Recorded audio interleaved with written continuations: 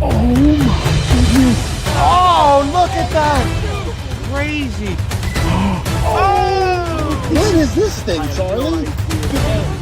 Oh my God. We dreamed about. Oh my God. It's a cob. Oh my goodness. It's a silver cob.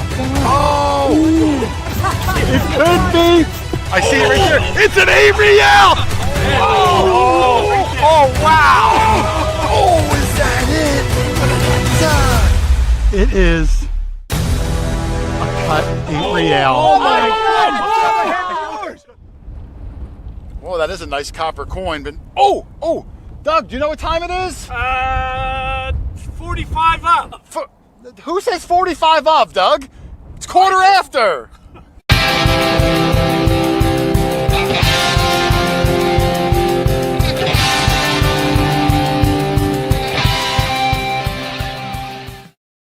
What's up, guys? Hoarder here. Welcome to the Quarter After Live show. And man, what a busy week it was last week. I'm going to kind of get into it. My other monitor's broken. I don't know what happened. I took everything apart when I went away, so I can't see the live chat. I'm going to come in and out. Stinks like butts, man, but you know, it is what it is. So we're going to rock and roll. We got a super, hopefully, fun show tonight where Nokta Mark's going to be joining us in about a minute. We're going to be talking about all the crazy shenanigans that went on this epic road trip. If you didn't know, we went to Arizona and California for a week to test out the new Nokta Magnetar 9000 PI gold machine. I'd never used a gold machine before. Neither has Mark. Never found natural gold before. Neither has Mark.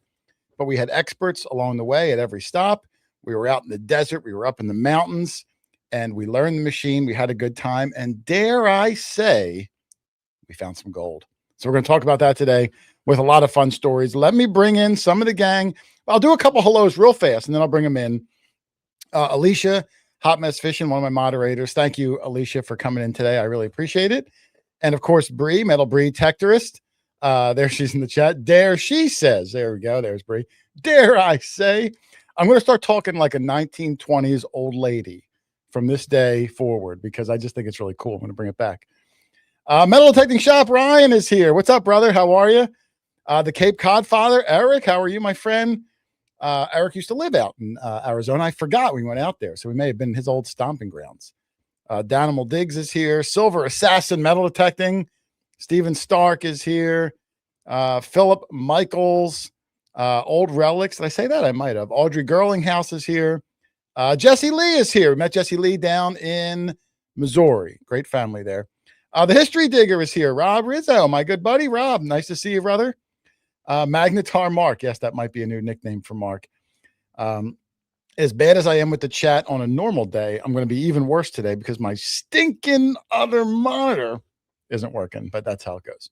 So let me bring in the first guest of the day. I'll start off with my old compadre, Mr. Dog Tag Doug, Mexican Doug, Jane Fine Doug. How are you, Doug? I figured I'd bring in Mark last because Mark's going to be heavy talking today, Doug. He's going to need all his energy. Yeah, it's going to be a lot of stuff. You know, this trip started, and I'm not going to get into this first leg of the trip today, but it started going to Detecting the Heartland out in Iowa. And at the last minute, Doug had to cancel his trip for like a little health thing that luckily is doing better. A lot of people at the Heartland missed you, Dougie. Yeah. And I've heard from a lot, and I really am touched by their sentiments. They're touching you? No, I'm not What's that? Nothing. But no, Doug was not able to make it. So I went in lieu of Doug, which was not easy to do. Tried to hold down the ship. Well, you had Mark to help you out. Well, not for the first leg. For the first leg, you know, in Iowa, I was solo, landed in O'Hare in Chicago, drove 5.5 hours by myself all the way out to Iowa. Yeah. But I talked on the phone with everybody during the trip, during the long journey out there, you and Lynn and Mark and you know, the Chicago guys that do the ID Me challenge, Alicia, whoever would answer the phone. Yeah. They're probably like, I'm not going to answer. Jay's calling me again. So it was a lot of fun on the drive out there. Let me bring in the other person who's going to be joining us today on the show, Mr. Rich Van Wing. Oh, are you wearing a sweater, Rich? What's up with cleaned up Rich? A sweater? No, It looks like it's just a t-shirt. Oh, it looked like you had didn't it look like you had a sweater on, Doug? At first, until he started touching himself. Yeah. Well, how are you guys? I'm good. Yeah, we haven't seen Rich in probably like 2 weeks, 2.5 weeks. At least. Yeah, so it's been a while. Yeah, Rob said I was rocking the kilt. Yeah, Rich, did you see my Facebook picture I put up, I think today or yesterday? I did. Somebody sent me a little video of the kilt, actually. I know. You know how things get around. You killed it, huh? Every year they do kilts. It started with George KG a few years back. Then the next year Casey got one. Then last year they got one for Ringy. And this year they got two, one for me and one for Doug. Doug wasn't able to make it. And when he first told me about it, like 5 minutes before he gave it to me, I was like, Casey, let's see your real reaction. I was like, Casey, look, man, I love you, but I am not wearing a kilt. And he pulled it out of the box, and it was camo. I couldn't turn down camo, Doug. So I put it on, and you have one. I brought it home. It's downstairs. We'll put it on Doug this weekend. We'll get me in the next couple weeks. Yeah. And we'll go into the Heartland maybe next week a little bit because there was so much gold stuff. I figured we'd save Heartland for its own show because there was a whole bunch of happenings there on its own, and I don't want to be here till midnight tonight. So let me bring in the last of the Mohicans tonight. Special guest, if you're not familiar with him, the handsome and charismatic, maybe not handsome, Nokta Mark. There he is. Nokta Mark, my traveling companion on the West Coast. How are you, brother? I'm doing great. How are you guys doing? Good. How long did it take you to recover, Mark? I mean, when you hear it today, Doug, it was a sleepless, super long, treacherous, no food, 8 days out there. Mountain climbing, donkey riding, rattlesnake hopping, Pajero pig dodging. You said no food? Well, I'm going to get into it, Rich. I don't want to spoil it for you. We're going to get into it. Mike Slater's in the chat. Mike was our guide on the first leg of the trip. You will see him in about 2 minutes. I got a lot of photos tonight. We're going to compliment the show. Mike spent the first 2 days with us. So it's good to have you here, Mike Slater. Thank you. I see Charlie is in the chat. I just saw Charlie. My chat's running slow because my other monitor is not working. Yeah. Mike said it looks like you got a tan, Mark. And if you did, you went from pale pasty white to slightly less pale pasty white. I was telling Jason, I'm going to wrap myself up like a mummy because this skin does not tan very well. I tend to go from pale Casper white to a red lobster instantaneously. Yeah. So I had my outfit on, as Doug noticed, and he was wondering why I didn't wear it again. But I was hoping you'd wear it. Yeah, Doug, if you look at the, I used it for the thumbnail, but I have a non-thumbnail. If you look at the photo, you know, this was, you can't really, I'm kind of behind the guys here, and I'll introduce who they are in a minute. But if you look at Mark's outfit, long sleeves, long pants, big hat, you know, you're out in the desert, and you got to keep from getting sunburned.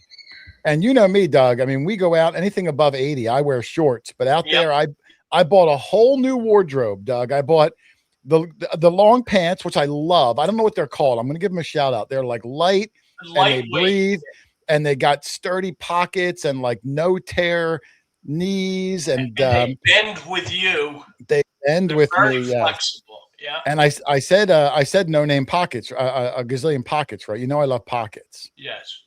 Hot pockets. Hot pockets. Shout out to Brad. Hot pockets.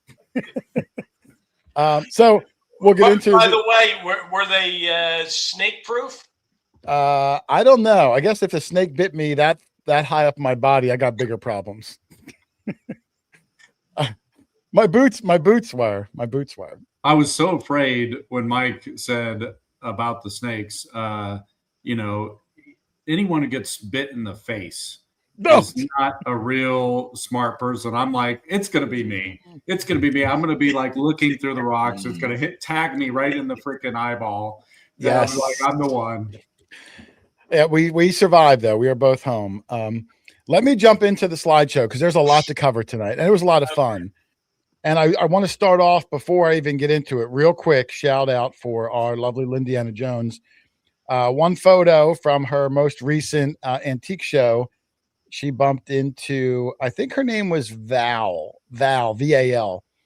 She sent it to me a while ago. I apologize if I got the name wrong. This was in Fisherville. Rich, what state is Fisherville in? I'm not even sure. Virginia. Yeah. Yep. All right. Well, she went out there, and like I said, we always promote where Lynn's going to have her next show. And if anyone goes out and visits her, I always like to include them in the show. So thank you to Val for checking out Lynn in Fisherville, Virginia. Look at that beautiful display. Look at those lamps back here, Doug. You know, Lynn's beautiful tin punched lamps. All the stuff back here. It's funny, Rich grew up in this house. I can't believe more things didn't get broken from like a young little rascal Rich, you know, running around just being a kid. It's kind I of did hard to run break through tin. there, but it just didn't happen. Yeah, I don't know how you managed to do that. So, you know, kudos to you, Rich, for keeping your mom's house looking good. All right. Anyway, let's get into the show. Let me bump this up. So, I'm going to just start off with a little text, Doug, and then I'll get into the photos. So, like I said, I was at Detecting the Heartland in Waterloo, Iowa. You know the Oberrooters, awesome people. Everyone out in Iowa treats us like gold. Went right from there, drove the 5.5 hours back, flew into Arizona, and Mark picked me up at the airport. He got in a few hours before me, actually met me in the airport. But a funny story that I do not have a picture of is Mark sent me the Magnetar machine, which is behind me somewhere, and I'll have a lot of photos of it. It's so big with all the coils and shovels and everything that goes with it. It needed a whole suitcase on its own, a big suitcase. And, you know, I'm leaving for like 13 days in total. So I needed a big suitcase for 13 days worth of clothes. And I only have one big suitcase, Doug. So I told my wife, I said, I'm going to go buy another big suitcase for this one trip. And my wife says, no, I think my mom has one. I'm going to go over to my mom's house and go in the attic and get it for you. And I was like, okay, cool deal. So Chrissy, my wife, goes to her mom's, brings me a big suitcase. It was like the night before. I'm just like, great. I took it, shoved in the Magnetar, zipped everything up, and off we went. Well, little did I know that this suitcase was like so dry rotted and old from sitting in that attic for probably 40 years that when I landed in Arizona and went to pick it up, the handle ripped right off the suitcase. So now like I have to like carry it like this, like, you know, like a big suitcase. I have to carry it like a baby zebra. If that's how you carry baby zebras. Baby zebra. I don't know how you carry baby zebras. But it ripped right off. And throughout the course of the travel, because we were taking planes all over, the metal wire that like goes around a suitcase to give it support, that started ripping through. So now there's like metal wires, like umbrellas. And at any moment, the whole thing could have just like fallen completely apart. So that was terrible. My suitcase right off the bat. So when I get to the airport, Mark picks me up. You know, I pick up the suitcase up, the handle rips right off. So luckily, Mark brought one suitcase. I brought the other suitcases, went out to the car, and started on the journey. And what's neat, Mark, do you remember the make and model? Because when we left the airport in the rental car, the Phoenix airport, Doug, had about, no lie, like 30 of these robot driving cars that were like Ubers, but like no human being drive. It was so unnerving. And they were like Jaguars. It was like a really big name brand. Had all these spinny things on it, like tops that I guess are like sensors. And you drive by and to see no driver. I don't know. Could you do that, Doug? Could you get into a driverless car? No, I want a driver. Yeah. Mark, what do you think? Would you have gotten into the drive? Anyone in the chat? Anyone get into one of these driverless robot cars? Well, there was so many of them. That was the intimidating thing. The ratio of robot to man was greater. And so I was a little intimidated by their stopping and their maneuvering and the fact that there was no one in them. And I think I kept making references to Johnny Cab from Total Recall because, you know, I think you found out I like movies. on the trip. But yeah, it was a little weird, especially if you haven't seen that. And they're not in our city, so I think there's just select cities that are being taken over by robots. And this is really a PSA to everyone out there: just be prepared. Wow. Yeah, it was really a weird thing, and Well, you know, like the upside is you're going to save a lot of money on tips. that's true. But if a robot car crashes into your car, like who do you sue? I guess the owner of the car or the owner of the app software. Like, what do you do? They're not supposed to run into each other. Well, I know, but things happen. Satellites fall out of the sky sometimes. And anyway, Mark picks me up. We go to the hotel. It's really late, like midnight. Get some sleep, and in the morning, and I'll bring it up now, we meet at our hotel at like 5:30. Our host for the first leg of the trip, Mr. Mike Slater, who is in the chat, gold expert, hunter extraordinaire of, I don't even know, 30 years or more. Yep. The guy finds gold in his cereal if he looks for it. Some people just are good like that, Doug. Yeah. So I'm going to run through a couple photos of day one. And listen, Doug, you know me for a long time. Have you ever, in all the years you've known me, seen me wear a white shirt? Never. I had to buy it. I didn't even own a white shirt. So, like I said, whole new wardrobe, which was really crazy. Well, no. I think I did see you one time. We went to a friend's grandfather's funeral.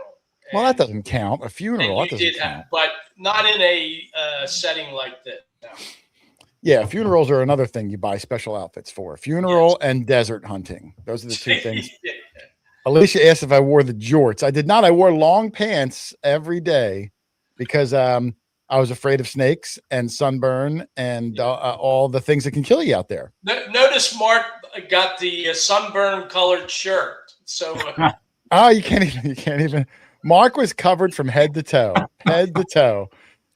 which was actually pretty smart. If that hat was any bigger, it would be a sombrero. Let me see if I can. There we go. I'll do that. People say. Did you notice I positioned the flap towards the sun as well? Yes. It's like Mark's done this before, Doug. Yeah. So So Mike took us to one of his many gold claims, and the first one we went to was in a town called Bumblebee. And if you can read the sign, and maybe the sign's a gag, I'm not sure, but it says population 11 people, 32 horses, 158 cattle. I don't think I saw another human being the whole day, Mark, and it's only mountains. And I'll show you a picture of it. And if Mike's here, he can chime in. Mike, does anyone live in the town of Bumblebee, Arizona? And if he's here, and while he's showing that, Doug, I'll show you some of the beauty of, look, I'm going to make this full screen, Doug. Look, I mean, come on, look at this. And the weather. It looks like we lucked out. Oh, look, Mike said no gag. It's real. 11 people. Look at that, though, Doug. I mean, the clouds are like licking the tops of the mountains. Yeah. You're in, like, when Mark told me desert, I'm thinking like Saudi Arabia, like sand kicking up, like we got to ride a camel to get to the spot.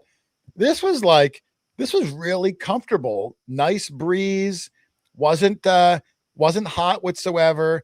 I mean, you're baking in the sun. So and there's nothing that gives any shade really. So other than being careful of the sun and the gazillion wild animals that can kill you at any given time, the weather was fantastic. It was so good.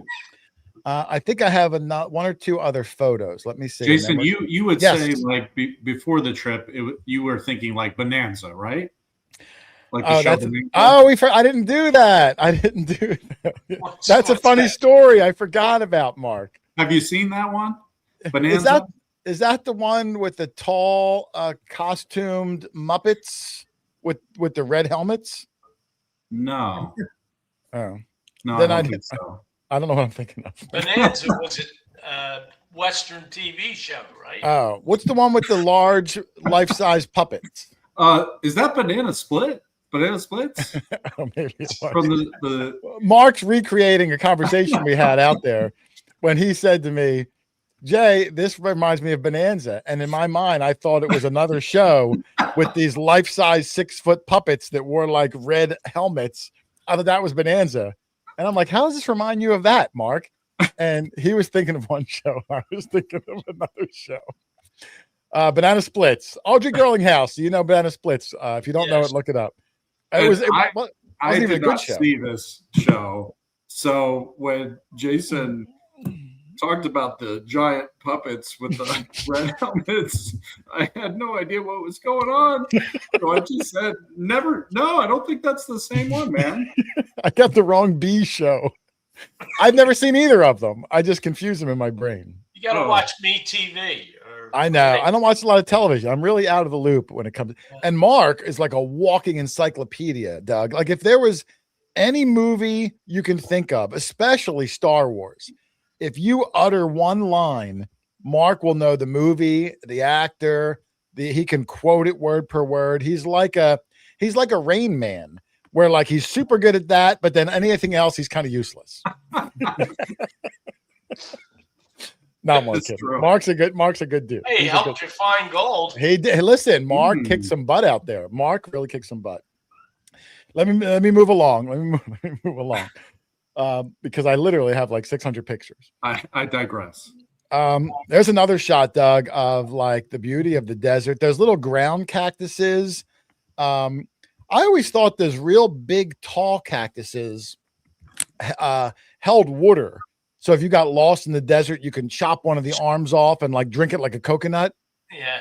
But Mike told me, no, it's actually these ground cactuses and those big saguaros, whatever they're called. They do not hold, even though they're mostly water, there's not like freestanding water you could drink like these little meaty looking prickly hamburger ones. Oh, okay. So I got that. And then I did get a photo, which were my favorite, Doug, of the saguaros or sagoyos or whatever they're called, sombreros. We need the chat. We need the chat's help on this one. I can't see the chat. I need anyone can help. I had no idea. Now, I remember these cactuses, Doug, from like Bugs Bunny cartoons. Yeah. But I had never seen one. Yeah. Whatever. I'd seen them in the Bugs Bunny. They always have the arms. I think it's like the mascot for like Don Pablo's Mexican restaurant or whatever. But I had no idea that they're like they're like 40 feet tall. I had no idea. Two, they're like 700 years old. And the first arm doesn't even start growing until it's like 75 or 80 years old. And every one of them are protected. You're not allowed to kick it, punch it, shoot it, spit on it, take a leak on it. Totally protected. I had no idea that these cactuses were so enormous and so old and, dare I say, so cool. They are saguaro. Isn't that what I said? Yes, you were right. I And think they are the largest cactus in the United States, and they're indigenous to the Sonoran Desert. Wow, look at you, Doug, talking about cactuses. Wow. I'm reading it off of Google. Oh, you're cheating. You're cheating. And you know what's funny too, Doug, as we, and I'll get to it later, on day 2, we drove a little further north in Arizona, and there is a definite demarcation line where once you cross this line, Mike said there's not a single saguaro cactus north of that. Like they just, for whatever reason, they just stop and that's it. Like, so they're only from that point down. It's really interesting how they, you go from seeing hundreds of them to seeing none of them. So there's the saguaro cactuses. Yeah. So anyway, we meet Mike, we drive out there at Mike and Mike gives us a little lesson on gold. Well, even before the gold, he gives us a lesson on what to look out for, wildlife to be careful of. Of course, rattlesnakes, which I knew of, and I wore the special snake boots. Scorpions, which luckily I didn't see any, but there are a lot of scorpions out there. Possible mountain lions. Thank God I didn't see any of them, but they're pretty timid. But then he told me about this one that I'd never heard of before. And it is called, I have a picture of it here. It's called a javelino pig. And apparently it's like a wild pig that roams the deserts of Arizona. And they don't fear humans anymore. So they will like not kill you, but they will like come up and try to bite you. And they're like 300 pounds and they roam like in packs, like a biker gang throughout the mountains of Arizona. Wild hogs. Yeah, I'd never. Oh, and there's tarantulas. Thank you. New York Relic Recovery said tarantulas. I didn't see those either. But these, what did I recall? I wrote it down. Javelinos. Did not see any. Thank the Lord. Because and look, I have a picture of a vicious one. Now I got this picture from the internet, so I didn't see this one. But look at those teeth on that sucker, Doug. Wow. And wouldn't you think like if you went to like a local restaurant in the area, like They this would serve that. right? Like it would be on the menu, and Yeah. people hunt them, and like if somebody hits them with their car, like people would race out and pick up the carcass. But everyone I talked to said no, nobody eats those things. And I was like, what are you talking about? Like pork and bacon and like their diet's gotta suck. yeah, I don't even know what there's no food out there. Yeah. Mark, what would you have done if you had bumped into a one of these javelino pigs? Let me hear your escape route.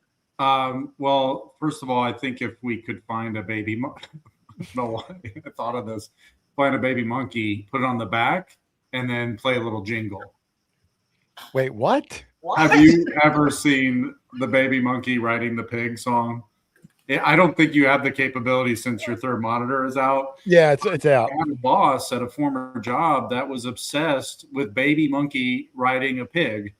And I just thought, what the heck is this guy talking about? And he would play it like every Friday. So it's the first thing I thought of is I would try to find a little baby monkey and then come up with some kind of YouTube sensation. Doug, if you can Google the baby monkey on your phone, His and references are more obscure than they are. I told Mark I need to bring like an abacus to understand what he's telling me, because a lot of him, like a lot of our conversations, encyclopedia. Yeah, it's just me and Mark, and every night we're up to like 2 a.m. talking, and literally, like for half the conversation, this is my face. I have no idea. Oh man! But he's fun to be around. I'll give him that. He's fun to be around. Sure he is. All right, let me pick it. Copyrighted. Dang it! Well, everyone, go look it up. It's a real thing. Oh yeah, it's probably copywritten, so don't say that. They used to. Oh, there's one. Danimal Dig says they used to race monkeys on greyhounds. Yeah, I don't know all these monkey references. I don't know. I love it. So I'm not sure. Anyway, we did not bump into the javelina killer pig. Thank goodness. Thank goodness. I mean, did I show you those teeth? Armadillos. No, do they have armadillos out there, Mike? I didn't see any dead ones on the side of the road. That's the only time you'll see them. We did see lizards. We did see. Oh, I saw a cool animal I have coming up, Doug. I'll show you the only cool animal that I saw. We saw deer. They're not that cool. They have squirrels out there, Doug, but their squirrels look nothing like our squirrels. They're not gray squirrels. They're like the size of chipmunks, and they have really long, narrow tails. It looked like a ferret, like some sort of a weird ferret thing. But apparently it's some sort of a squirrel, a West Coast squirrel. See a picture? I forgot to get the picture of that. I got 700 pictures. I Way forgot to get go. that one. I know. Listen, I don't even know why people watch this show. I'm unprepared. Anyway, javelinas. But then we get into a little bit of why we're actually there, which is the Magnetar 9000. And I had a picture and I didn't load that either. But that's okay. You'll see plenty of it. Well, you picked one. There's one laying right up on the ground there. Yeah, it was. I think I have some. I have one here. I think the next one I'll do a full screen. I did it 2,000 speed, just so you don't have to watch the whole thing right now. I'll probably do something on it later. But Mark was like going over all the controls on there because it's got a gazillion controls on it. Although you really only need to change like 4. You know, it pretty much works on its own. You have to control the ground a little bit, the stability a little bit. These gold PI machines, how they're made, Doug, everybody, is they have no discrimination on the PI machines. So if you swing it over a piece of gold the size of a raccoon's tooth, or if you swing it over the hood of a Ford Pinto, it makes the same sound. Makes the same sound. And there's no depth indicator, and not just the Nokta one, all of them, the competitors too. No discrimination, no depth meter. It just tells you there's metal or no metal. And maybe there's subtle nuances that my ears aren't good enough to pick up on. But, you know, the places you're hunting for this are kind of remote. So the odds of there being as much trash as we might encounter are slim. So you set it all up and you go, and I wasn't sure even what to make out of it, but I did do a little tutorial to anybody out there, and I'm going to show you that in a second. I think I have one picture before I'll play out the rest of Mark's little tutorial. Look how fast his thumbs move. Wow. I'm gonna go back for a second. Hang on, because this was the last part was real actual speed. This is how Mark's thumbs work when he texts me. And you'll notice this is the one body part that did get burned on my body, even though I was wearing gloves. Remember that, Jay? We didn't talk about this, but how swollen one of my hands got from the sun. Yeah, Mark did. His one hand, like the whole top up here, was like a red balloon, and the other hand was normal, even though we had gloves on. I don't know why. And I thought like, maybe he had like sun poisoning or something. Did you get bit by a bug or something? I found one of those javelinas in a bush, and it just, got a little he scary. didn't. I didn't see him get bit, but he kept asking me to suck the poison out of his hand. Yeah. I said, I'm not falling for that again, Mark. It was a theoretical. No, I don't know, but it did heal up and it went back. So I don't know. Maybe it was just exposure. So then, we go through the menus. Then Mike, who was our gold expert, was learning the machine with us. We play with it for a little while. We had two different machines with different coils. The Magnetar comes with an 11-inch coil that's on the machine Mike's holding. And then that big coil back here is a 14-inch coil, which is a big, gigantic, like car tire size coil. And this was a Mind Lab machine because we wanted to do some comparison tests, because, the machine was new to us. So this picture that you're looking at, Doug, is probably $30,000 of metal detectors laying on the ground in the desert. Yeah. Wow. It's pretty crazy. But listen, when you find a little tiny rock that could be worth $6,000-$7,000, it's a pretty good investment, because our machines, although I have some pictures coming up, you can't find gold, tiny gold, after like maybe 1.5 inches. So if it's up on the surface, our machines might find it. But if it's a little deeper than that, you really need a PI machine to have a shot. And it's so valuable, it is an investment if you are a gold hunter. And then I think the next one, and listen, I'm no expert here. I'm going to make it full screen. If you've never gold hunted before, and these are just photos, but this is kind of how it works, Doug. You have to set your machine up. You walk out and you swing your machine like we would. It'll sound off if you get over something. The sound it makes sounds like this. Woo, woo, woo, woo. Is that accurate, Mark? That was spot on. I got chills. Just I know. Wow. I hear it in my sleep now. You got a future in sound effects. Hey, listen, if there's an opening out there, I'm available.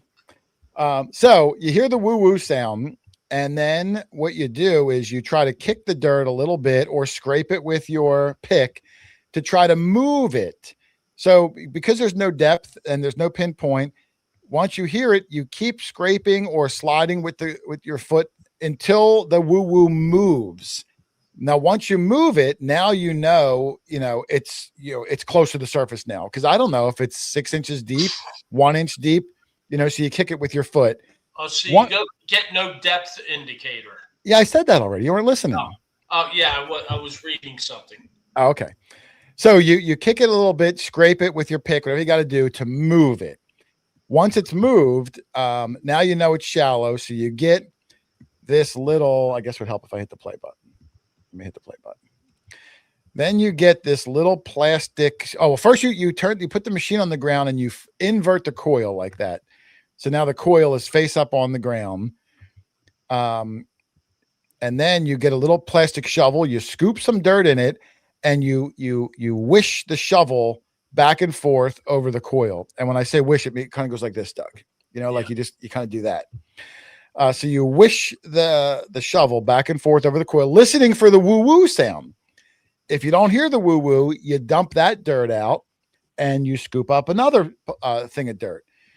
And if it is in the shovel, what you do is you dump half of the dirt in your hand, put the little shovel back over it again to see if it's in the shovel. If it is, it's in there. If it's not, you dump that and you dump half the dirt in your hand back in the shovel. and you keep halving as you whittle that pile of dirt down. And eventually, and then some of these are tiny, Doug, like right there in that shovel is my target. And you're looking at that, like guys from our world, you're looking at that and you'll be like, there's nothing in there. Like it's just a couple of dirt pebbles. But some of this gold, Doug, is tiny, like sub-gram gold, which is like, super duper tiny, but still super valuable. I mean, a tiny little raccoon tooth of gold is still like $60. So even the tiny pieces, they add up quick. Now, this one was not gold. It was just a little tiny steel scrap. But you see how small it is. And with no pinpoint and no depth, you have to work for it. It takes a while of moving the shovel back and forth, listening to the woo-woos, dumping until finally you get it. But when you do find gold, it is exhilarating, Doug. So that's kind of how it's done. Rinse and repeat, on to the next one. You got it, Doug? Yes. If I ever go back again, that part, yeah, it's tough. It's tough. It's a lot of fun, though. But that's how you do it. So anyone out there that wants to go do gold, that's how it's done, at least in this neck of the woods. So then we got some hunting time in. There's Nokta Mark again. He was using, that looks like the big coil, the 14-inch coil. With the saguaro, what are they called, Doug? The saguaros, saguaro trees in the background. Cactus. Again, every time you look up, when we detect, you're always looking at the ground as you walk. You can't help it. Sure. But when I look up and you see those mountains and you see the beauty and the clouds and not a soul around for miles in every direction, it's just, the beauty is just so stunning. I found that I was just staring at the landscape for minutes at a time. It really was that beautiful. There's me down there trying to get something out of the ground with a white t-shirt that I threw away, actually, because I'll never wear it again. Was it enough detergent to get it clean? No, well, the one I bought had like tie-dye kind of splotches on it, that way, so it looked like it was dirty when it was new. I didn't want to have like sweaty armpit stains on a white shirt. You know what I'm saying? Yeah. There's Mike. Oh, there's Mike Slater, who called over, and let me go back. I have a little video, which has not come out yet. Mike, as you can see in his pan, I'll make it full screen here. Mike had a woo-woo. We scraped and scraped and scraped and scraped and scraped and scraped and scraped and scraped. It took us almost a half an hour because it was wedged in between bedrock rocks. So we had a little screwdriver and slowly just kept scraping and eventually pulled it out. And you can see it in his shovel there, Doug, Rich. Where? And I'm getting to it. Oh, you have a better picture. So then we did a little selfie with it. And the reason we did a selfie with it, made a big deal, was because this was the very first piece of gold found with the Magnetar in the entire Western Hemisphere, Doug. Like groundbreaking. The machine works. No one outside of a few African people that used it last month have found gold. And that 0.31 gram, a gram of gold's about $140. This is about a third. So you're talking about $50, give or take. That little tiny piece of gold that, we all kind of help, but Mike was our guide, and really without him, we wouldn't have got it. The first piece of gold ever, Doug, in the entire Western Hemisphere of the planet Earth. What do you think about that? That's in that context, it's super. Yeah, that's what I'm saying. I mean, it was stunning. We called Delic and she was thrilled, like it works, even though they tested it, it works. It's different than going out into a desert, hundreds of miles of land in every direction, turning the machine on and finding it in the ground. Like that's what it's all about. And there it is, Doug. Go ahead, Mark. Go ahead. Was that in the first hour or so of us just turning on the machines, learning them? When would you say we found that? It was early on. I do remember. Oh, whoops! I'm going to keep the picture up. I remember when we got done our little testing and figured out the machine. Because keep in mind, Doug, that morning when we got there at Mike was the first time that any of us even turned the machine on. So like, at least Mike has experience with other pulse machines. I had no experience. Mark had no experience. So crash course, we put targets on the ground, tried to get used to the sounds, and we just went out and tried it. I found a few little pieces of lead. I think Mark found a little piece of lead. Mark found a little piece of copper. And probably within an hour, we got this signal, which was our first piece of gold. Looks like a little piece of like aluminum foil, Doug. Yeah. But it's very dense. I mean, it's much heavier, for its size, very heavy. And I mean, look at it. It's gold. I mean, gee whiz, that's an amazing little find there. And a little pre-story to this whole trip, we were a bit worried. Gold isn't exactly everywhere, right? It's in a lot of places, but we're on a limited time trip, and obviously we want to showcase the machine. We want to do field testing, product testing, but this was important to basically capture: can the machine work? Does it work in the natural wild? So we were saying to ourselves, how amazing would it be if we found gold early on in the trip, let alone in the first at all. But yeah, that was just such a great feeling to go, okay, now it's on. Now the entire trip, hopefully we can recreate this on other days. But that was such a great, exhilarating feeling, just seeing the machine work, to see that beautiful gold sparkling in the sun, in the sunlight. It was exhilarating. Yeah, I agree. I me, Doug, I'm very pessimistic. And, when Mark and I were talking about this hunt leading up to it, I said, what if we go out for 8 days and just don't find gold? Like, gold's hard to find. That's why it's expensive. And so I was really worried that, through no lack of effort, we might come home empty handed. So to find gold on the first hour or so of the first day, well, now it's all downhill. Yeah, at least we found gold, and now we're just trying to pile on that if we can. And we did. I mean, I don't know if I use the word pile, but we found more. So that was fantastic. And it's crazy is, how, Doug, when we go out to a house, Rich, you would know, and or a field, and we're all hunting, and then we say, all right, we're going to move, or we're going to leave, or whatever. And we all go back to the car, but Doug cannot. He's got to detect his whole way back. He's got to still dig up every can on the way. So we say we're going to move.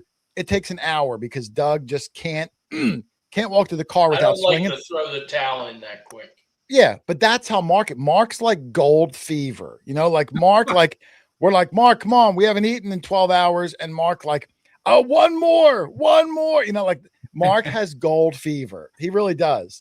So Mark was definitely like super gung-ho. He wanted to find gold more than anyone on the entire trip, I think. I've been in this metal detecting business for a long time, and going on 20 years soon. And I think about 8 or 10 years ago, I was watching someone in the Arizona desert and someone may know who this is if I tell you a little bit. They bought a shipping container, and they built this mobile home out of a shipping container in the desert. And something about watching him on the early days of YouTube find natural gold in the desert, just my mind couldn't fathom that. I don't know why. It was so interesting to me. And I always thought about that. And that night, I think I had a dream about finding gold. And I guess there's this saying that if you have a dream about gold, that's how gold fever starts. So, 8 to 10 years later, here we are seeing this happen live. I'm at Nokta. We have a brand new PI machine out. And again, it's just exhilarating to see that sparkle of that gold, to see Jason and Mike's face light up, because I was in a little bit of a different area using the Magnetar, and then I heard, gold, gold, gold. So rushing over, it's a great feeling. It was. I mean, it's like I said, you saw the difficulty of it, Doug, of, the shovels and then on your knees for, trying to scoop it. And it's a lot of work. But when you see that piece of gold glistening in your shovel, man, it's exciting, Doug. It reminds me, it's just, even though it's a whole different thing, it's just like when we find something, you see that sparkle of a silver coin or a shoe buckle. It's the same thing. You're looking for something different, but the emotions are the same when you find what it is you're looking for. It was exhilarating. So kudos there to the whole gang for finding that. Mostly Mike. But now let me ask you. Yes. If you had found a bigger chunk let's say, which would have been cool, I know. Yes. Would you have gotten a different sound? Or I would think it it's the still be same. that same woo-woo type It thing? well, like anything, like with the 14-inch coil, the really big one, that can hear a chunk of gold. Let's say the size of like a golf ball. It could hear that at maybe 3-4 feet deep. Wow. So you probably would get a faint woo-woo, but if that same golf ball piece of gold was an inch deep, it would probably be a louder, crisper woo-woo. It's still just giving you woo-woos, but maybe you listen to how strong it comes in, how faint. I can only guess because and I guess the more you use the machine and encounter those different situations, the more you'll hear those little differences. absolutely. And again, the machine's brand new. And at the time when we used it, early last week, we were the only people in the whole world that even had it. There wasn't like you can call someone else. Hey, what secrets are you finding? Like this was it. These are the only two in the whole world. So we're trying to figure it out. We figured out enough. So I can only kind of make assumptions based on. Can that be used in a water setting? Mark, you want to let Doug know? Can it be used in a water setting? Because let me preface it by saying the competitor machines, Doug, from Mine Lab and from Garrett, if you drop them in the water, they will fry and they become a $10,000. Well, then I asked an appropriate question. Mark, would you like to let Doug know the dangers of water with this machine? We did not pregame this episode. This is a genuine question from Doug. The Magnetar 9000 from Nokta is fully waterproof to 10 feet. The only one. Wow. It's the only one, right? And this is something that Nokta, on a serious note, Nokta is known for waterproofing their machines, starting from our $199 Find X Pro to get people into the hobby of metal detecting, to the Simplex series, the Score series, the Legend 2. Now we're taking that same concept and putting it into gold detectors. And what we've heard, and Jason knows this too, a lot of the gold prospectors are like, but why? We're in desert-like conditions. But what I've noticed, even there's a recent video from someone, I think they're in the Northeast, 802 Adventures. I probably got their name horribly wrong, so I apologize. But they're in the bedrock with a stream, with water flowing over the unit. I wouldn't want to take a non-waterproof detector in those conditions.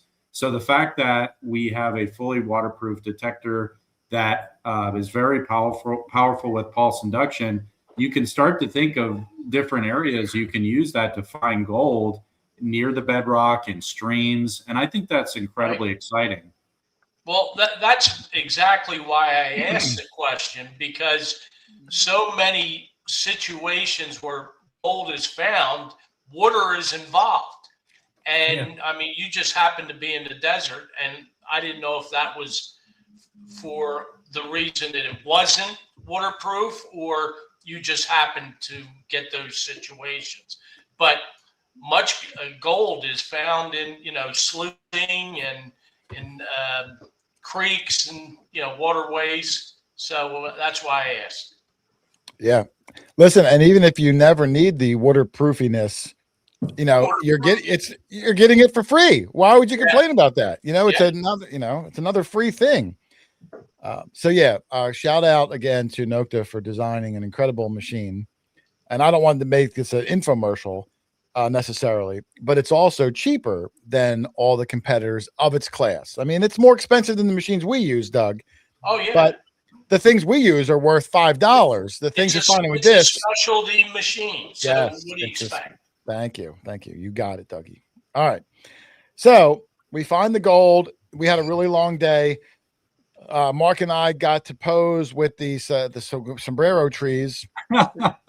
Oh, look, Mountaineer Matt here is in the chat, Doug. Mountaineer Matt was our guide on later in the trip. You're going to see a lot of pictures of Matt coming up. Great guy.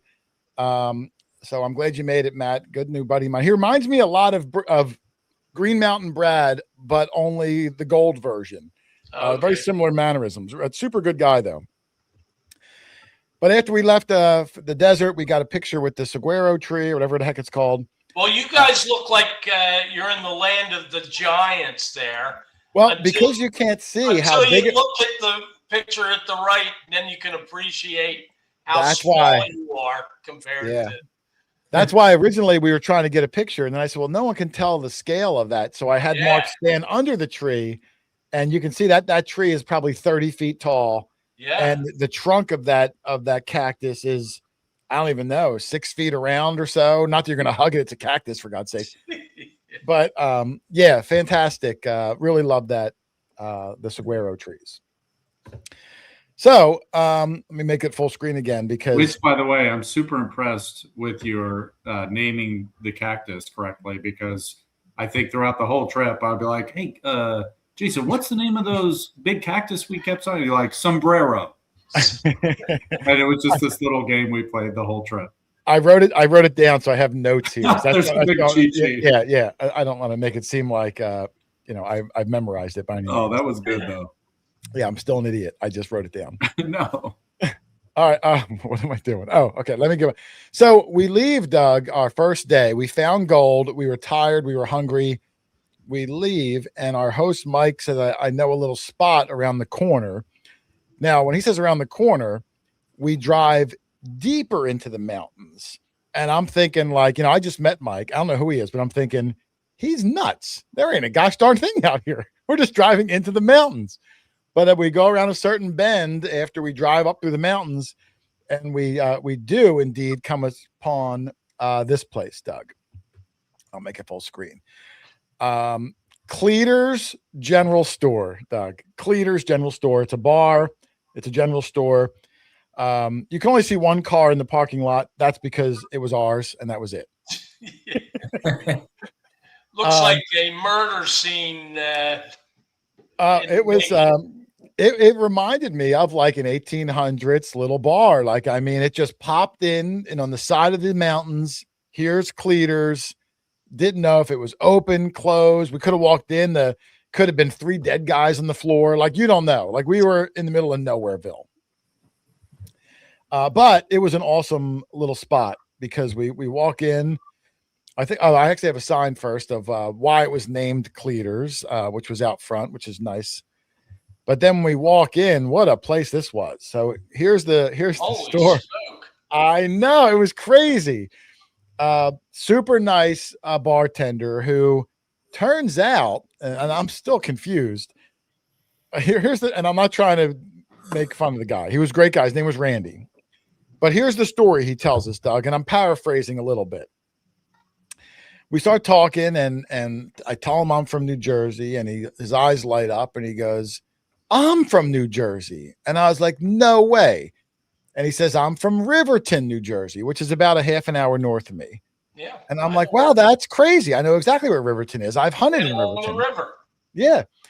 And then he tells me a story that, I don't know if it was an embellishment or not. It was something like his family invented some sort of a uncarbonated soda.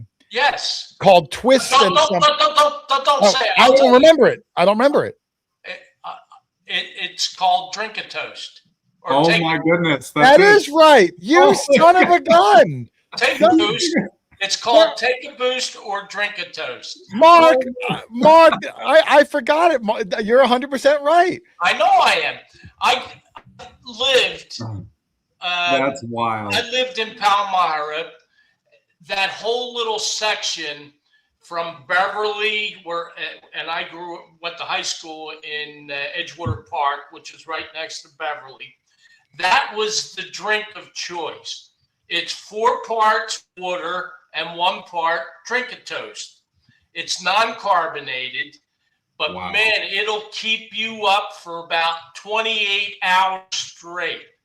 Just drinking a glass of that. It's nothing but caffeine. But I can't believe you even heard of it. Oh, sure. I can buy. I'll tell you what. I'll go buy a bottle and fix it for you. It's All right. Drink a Toast. They still sell it in selected stores. Well, the guy told me that his family invented it. How about that? and that he was slated to be the CEO of the company, but he wanted to move out west instead. And so instead of being the CEO of that company, he's the bartender at Cleater's. Well, he should sell it there to the prospectors, and they could work 48-hour shifts without any sleep. You know how hard it would be to get it? I mean, there's no tractor trailer getting down the road that we had to get to Cleater's on. But anyway, super nice guy. I thought he was the owner for like the first hour. And then he told me he was the bartender. If you look to the left, I mean, there's like old rifles on the wall and old pickaxes. If you see this back here, Doug, all this stuff in the middle where my mouse is moving, if I go to the next picture, you'll see it better. These are all dollar bills hanging all over the entire establishment. Mark, do you want to tell them what the purpose of the dollar bills was? I thought it was really, unless you want to take a guess first, Doug, or Rich. Yeah, let them guess. Yeah, Rich, take a guess. You haven't talked yet. Take a guess. Why do you think there's dollar bills all over the restaurant? They keep one from everybody who comes there because not that many people come there. All right. That's a good guess. Doug, would you like to make a guess? Why he sticks $1 bills on the wall? I have no clue. It's a really cool reason, and I'll have Mark let you off the hook. But if you'd like to take a guess, because I would have guessed wrong also. So you'll have to remind me, Jason, but I think when the miners would come in and they would leave the dollar behind after basically, I'm trying to think why. Like if they were broke and they would reclaim it later, the dollar bill to buy the beer. I'm trying to think how it worked, but it was sort of like that. But exactly. Yeah, you're kind of right. What he said was the miners would have a good day and find the gold and come in and drink, and they'd leave an extra $1 behind. That way, if tomorrow they had a bad day, they have $1 credit and they'd write their name on it. So every dollar bill had someone's name on it, and you taped it to the wall. A lot of these dollar bills were dated from like the 70s. They're not like modern dollar bills. And if you walk straight down here towards this door down here, I know it's hard to see it, and make a right, there's another room, and that room is also covered in dollar bills. So the miners, that's what they would do. They would each hang up their dollar bills and use them as like store credit. You give them $1 on the good times, and then you need the $1 back on the bad times, kind of a deal. That's pretty cool. Yeah, I thought it was great. And we talked to, me, Mark, and Mike talked to Randy and the owner, Josh, for about probably 2.5 hours. I think it was Kyle, right? Oh, was it Kyle? Yeah, the tall guy with the. He looks like Rich. Doesn't he look like a Rich in the future? Yeah, Rich looks very closely. He's like future. That guy owns the place. The woman is Randy, the bartender in the middle, his girlfriend. We hung out till about 8. If you look at the picture in the back, Doug, of this Kenny Rogers looking guy back here. Yeah. That is Cleater, the guy who started the establishment. I don't even know when, maybe in the 1800s or so. It said 1884 on that sign. Oh, really? Yes. Oh, look, Mike is in the chat, and Mike's saying they get hundreds of people there on the weekend. I would have never guessed that. Where did they come from? Yeah, where are they? There's nobody around, Mike. How do they even find out about Cleaters? It was like up in the mountains. But anyway, bartender, owner right there, whatever his name was. Maybe it's Kyle. I thought it was Josh. I don't remember. Super, super nice guy. They were great. And we all talked in this bar till about 7:30. And then we finally wrapped it up and we were getting ready to leave. The owner pulled us aside and said, "Let me tell you a little secret." And I was like, "Uh-oh, what?" And he goes, "We actually close at 5." So they sat there for 2.5 hours because they enjoyed our company, just BSing with all of us for 2.5 hours after closing. So I thought, I'll tell you what I'm going to do, Jay. Go ahead, I'm listening. I'm going to buy, I just sent you the link to the Drink and Toast Company. It's in Riverside, New Jersey, which is just north of Riverton. As a matter of fact, if you remember Taylor's farm that we hunted right along the river. Yes, I do remember. Okay, we hunted the yard. Well, it's just north of that on River Road. I'm going to buy a couple bottles, and we'll ship this guy one. What is his name? Randy. We'll the guy ship in the middle. We'll ship it to him. That ought to make his day. Yeah, I mean, I have to look. Maybe I'll ship it to Mike. I don't know if Mike, do you go there occasionally, or I mean, I guess I could look up the address if they get mail delivered there. I'm not even. They've got to get something. Yeah, the Amazon. I'm sure. I don't know the owner, who's this guy here, Kyle or Josh or whatever. He said they don't get beer delivered there. He has to take his truck and drive into the town and pick up the beer and bring it back himself. So, the road to get there was unpaved on the side of a mountain. Well, we'll figure out a way to. I'll give him a call and find out how I get something to him, and one way or another, get him a bottle of Drink a Toast sent to him. Yeah, I'm sure he'd like that. 5-gallon bottle. Yeah, he said he hasn't been back in New Jersey in like 40 years or something, Mark, whatever he said. That ought to make his day. Yeah, he would he would love it. So anyway, awesome people there. We were wrapping up day one. Mike, 7:30, loads up in his truck, brings us back to our rental, which was parked on the other side of the desert. Brings us back there, lets us off. And then I thought like Mike would wait for us. But Mike just took off. And Mark and I were like, I hope there's only one trail out of here, because Mike was like, see you later, guys. He was gone. You're on your own. And I get no GPS signal. So I'm like, he went that way. I'm just going to hope there's no forks in the road, because we're in the middle of the desert and there's not like signs or anything. But we made our way back to the highway. We drove back to our Holiday Inn, and a trend you're going to hear throughout the show is every night we got back after all the restaurants closed, and we were eating at like gas stations and stuff like that. We get back, everything was closed except for a Chipotle. So Mark and I went to this Chipotle, and wouldn't you know it, some guy overhears Mark and I talking. His name was Carl. Yes. Carl overhears us talking and comes over, and he says, I served in the military. I was an electrical engineer, PhD, that did mine detecting to try to find mines that didn't blow up the soldiers. And we sat and talked to him for about 3 hours until Chipotle literally kicked us out. We were outside, eating outside the restaurant. They said, look, you guys got to leave the property. We're closing. So we talked to that guy all night. He was awesome. Carl, shout out. I have no idea anything more about him. Professor at West Point. Oh, that's right. He was a professor at West Point, Wow. PhD, and just overheard us talking. And super cool guy. You know me, Doug. I talk to everybody wherever I go, as you'll see. It's just so nice to meet people in other parts of the world. And so in the military, his MOS was EOD, huh? Yes, it was. I don't know what that means, but Mark assumed too. MOS is what he does for a living in the military, and then EOD is explosive ordnance disposal. Okay, all right. And you hope that you can dispose of them without them exploding. Yeah, well, he was still with us, so he did a good job. Anyway, Mark and I go back. It's probably 2 a.m, maybe 2:30 in the morning. Go to bed. Wake up at 5. That was the thing every day. Wake up at 5.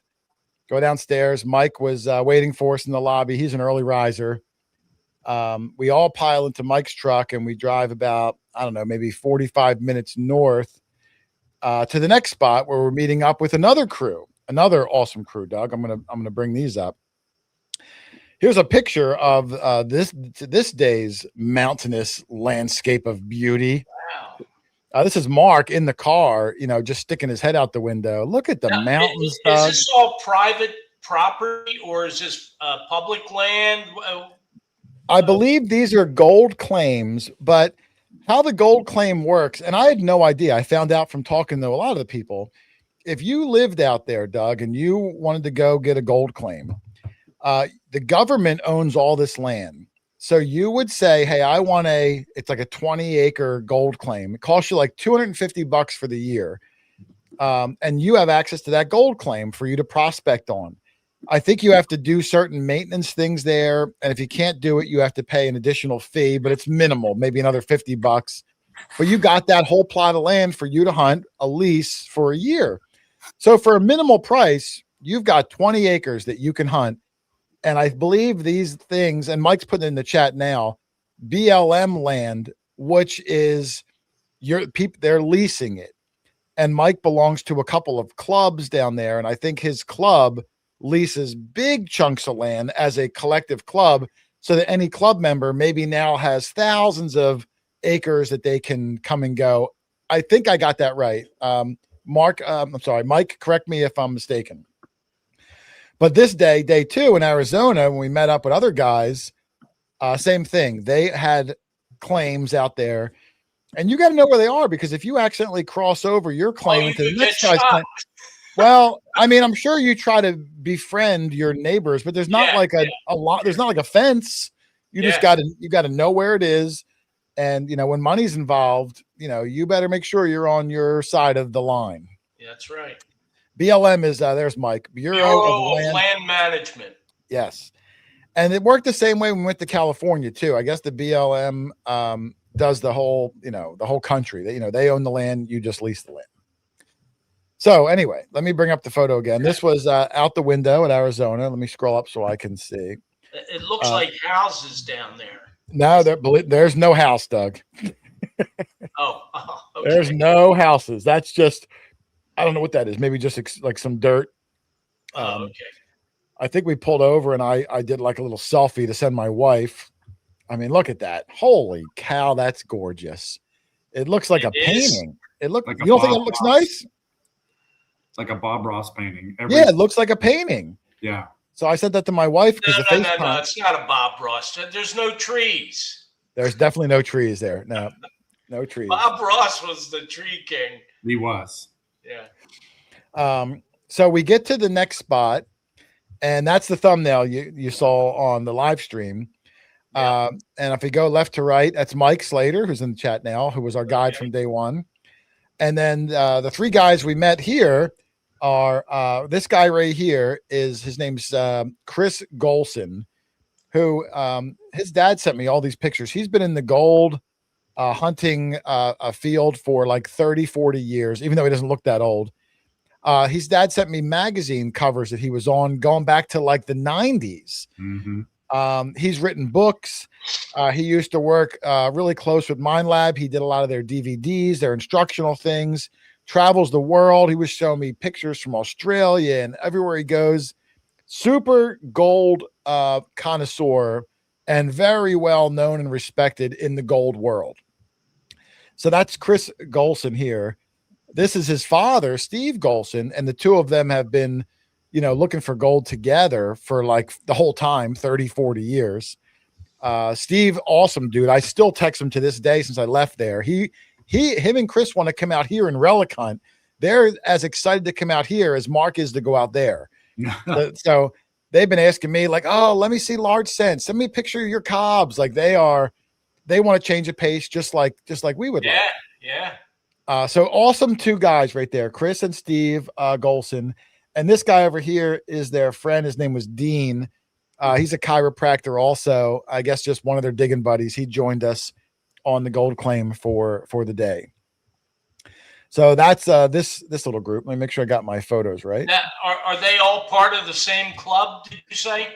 I don't know if they're a club. It's just that Chris owns gold claims, and Mark, preparing for this trip, reached out. Chris was an old time friend of his, and he said, "Hey, we're coming out. You think we can come on your claim and test a new machine out?" And Chris said, "Yeah, I'll make sure I'm there. We'll get on a good claim." And I guess he brought some buddies out, so we have like more of a get together. And we had they were awesome guys. I really enjoyed their company. Do you agree, Mark? I wish we had more time to Yes. hunt and to tell stories. Like, it's one of those things, if we all were around a campfire just talking, we would want to not leave kind of situation. But it was just so special, and it makes knowing the next time that we go out, it'll be that much more fun. I really, really hope that they get out there to hunt with you guys, and they were expressing interest in using the Legend 2. And I think what a great time that would be if you guys could show them, that part of the country. Yeah, I mean, it might be. And listen, they go to Australia a lot, and maybe a trip out there to Australia to find some big softball size nugs.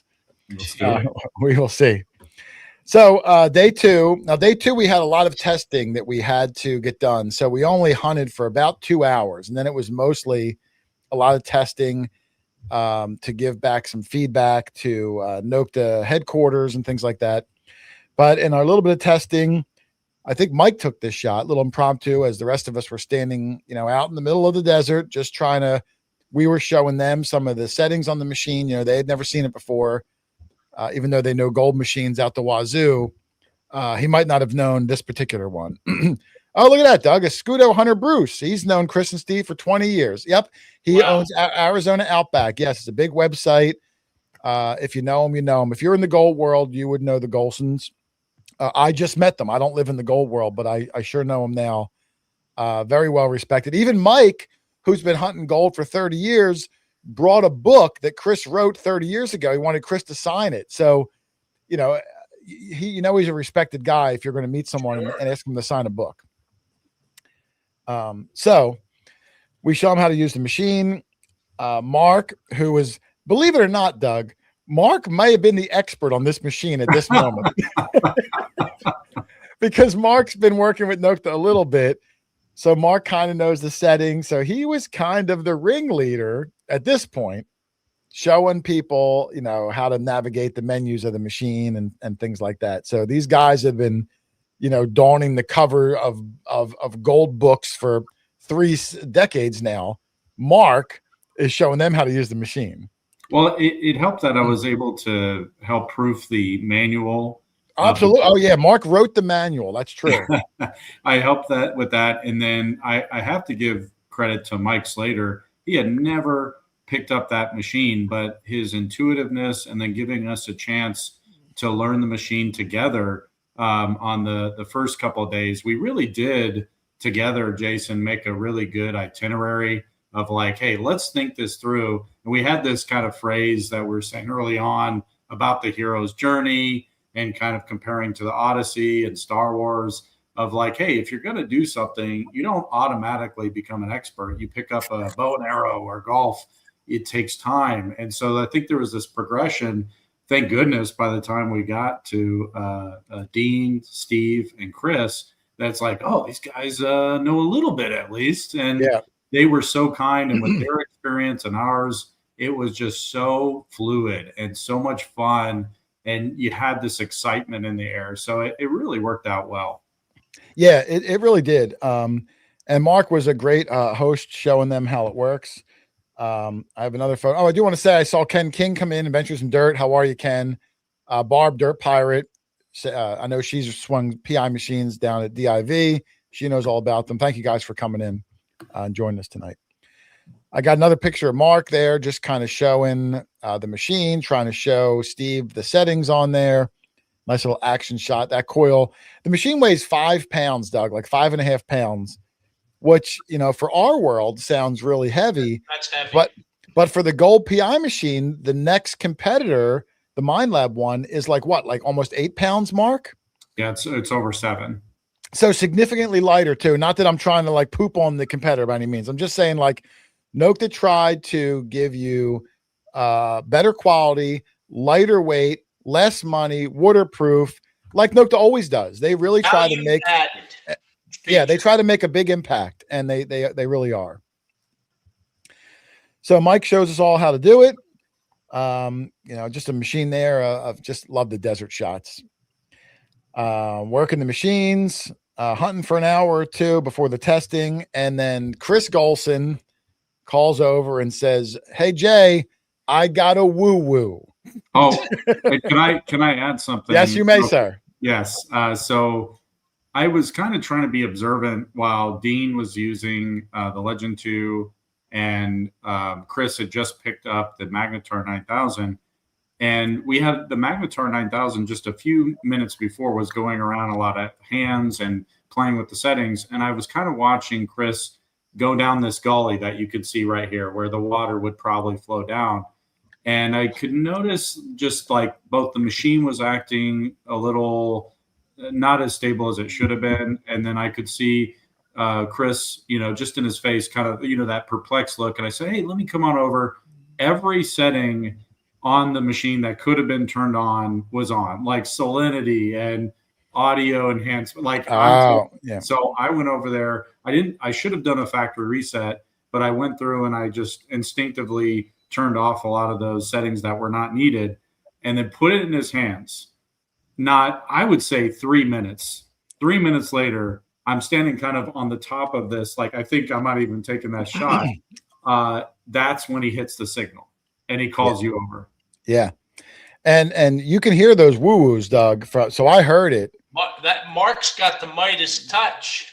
Yeah, Mark was good. And like I said, Chris knows what he's doing. And we're right on top of the bedrock. It's hard to tell. You can see the outcrop of rocks over here. Mm-hmm. So if there is gold found in this little creek bed, it can only fall an inch or two because then you're hitting the bedrock.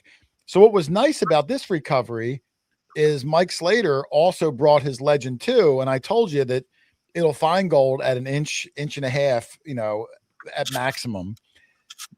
Chris got this signal. So his buddy Dean came over with the Legend 2 and was able to hear it because it was shallow enough. So then we were able to pinpoint it, get a target ID on it. We knew it wasn't lead. We knew it wasn't steel.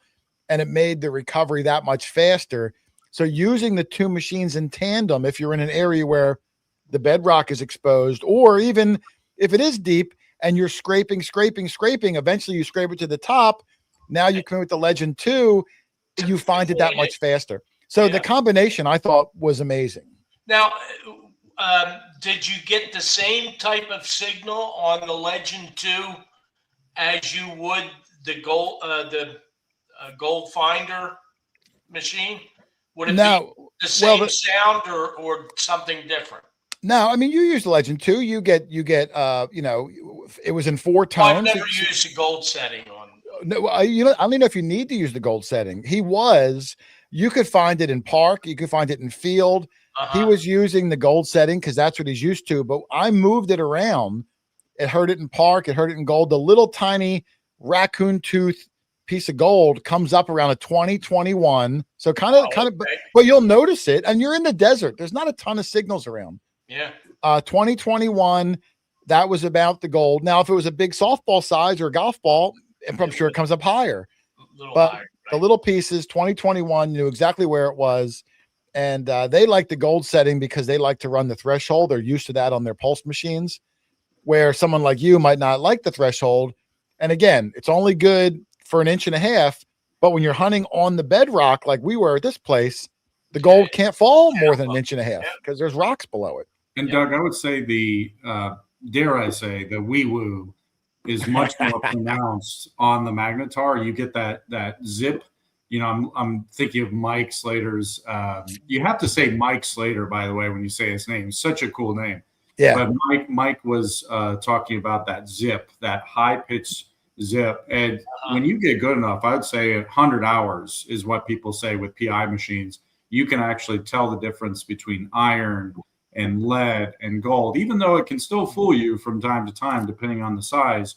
But the Legend 2 also has a threshold, and it's similar, but also different. And because you don't get a target ID, you don't get any kind of discrimination on the Magnetar. That's where the VLFs can be a helpful tandem device to use in unison with the Magnetar 9000. So we learned that early on. And you'll see that throughout the trip, how the VLF and PI go hand in hand. It was really cool to see that. Yeah, I think without, to use them in unison makes the gold extraction that much faster. Then you don't have to do the shovel back and forth, and because that's time consuming. Yeah, you can use the pinpoint mode with the Legend 2 and get it real quick.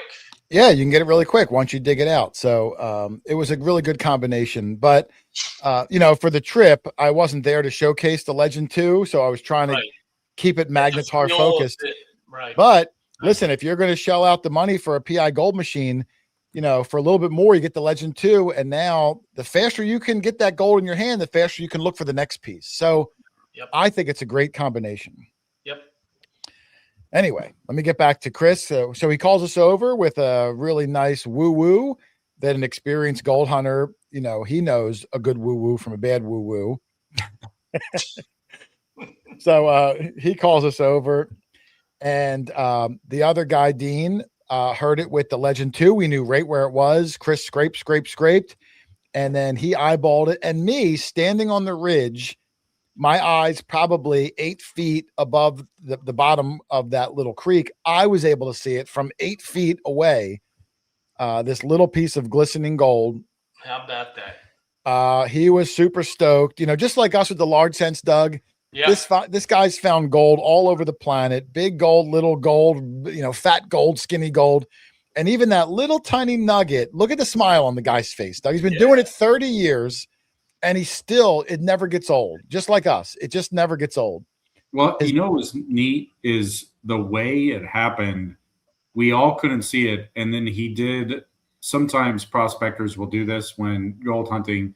You get real close to the dirt and then you just give a puff of air. And when he did that, even though Jason is standing 8 feet higher, I think he could see the glimmer of gold, and he goes, "I see it." And I think that, again, all about that excitement. You have 5 people all huddled up. Is it lead? And that disappointment. No, it's gold. And he just used the Magnetar for a good 3 minutes and hit this gold piece, and it was electrifying.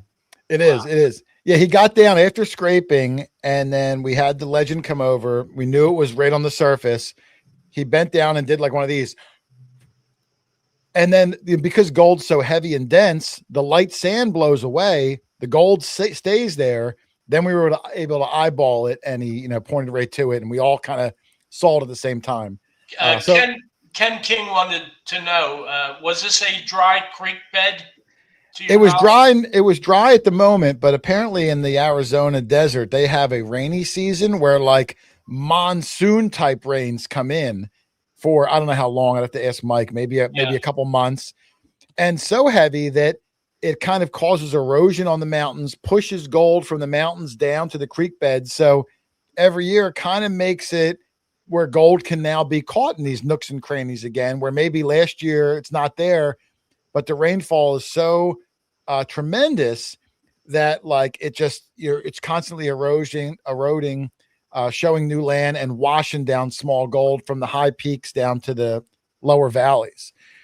So it's a dry creek bed when we were hunting it, but during that rainy season, you can see, if I were to go back a photo or two to here, you can see where the rain would come from here down, like it's a distinct little wash, dry river or whatever it comes.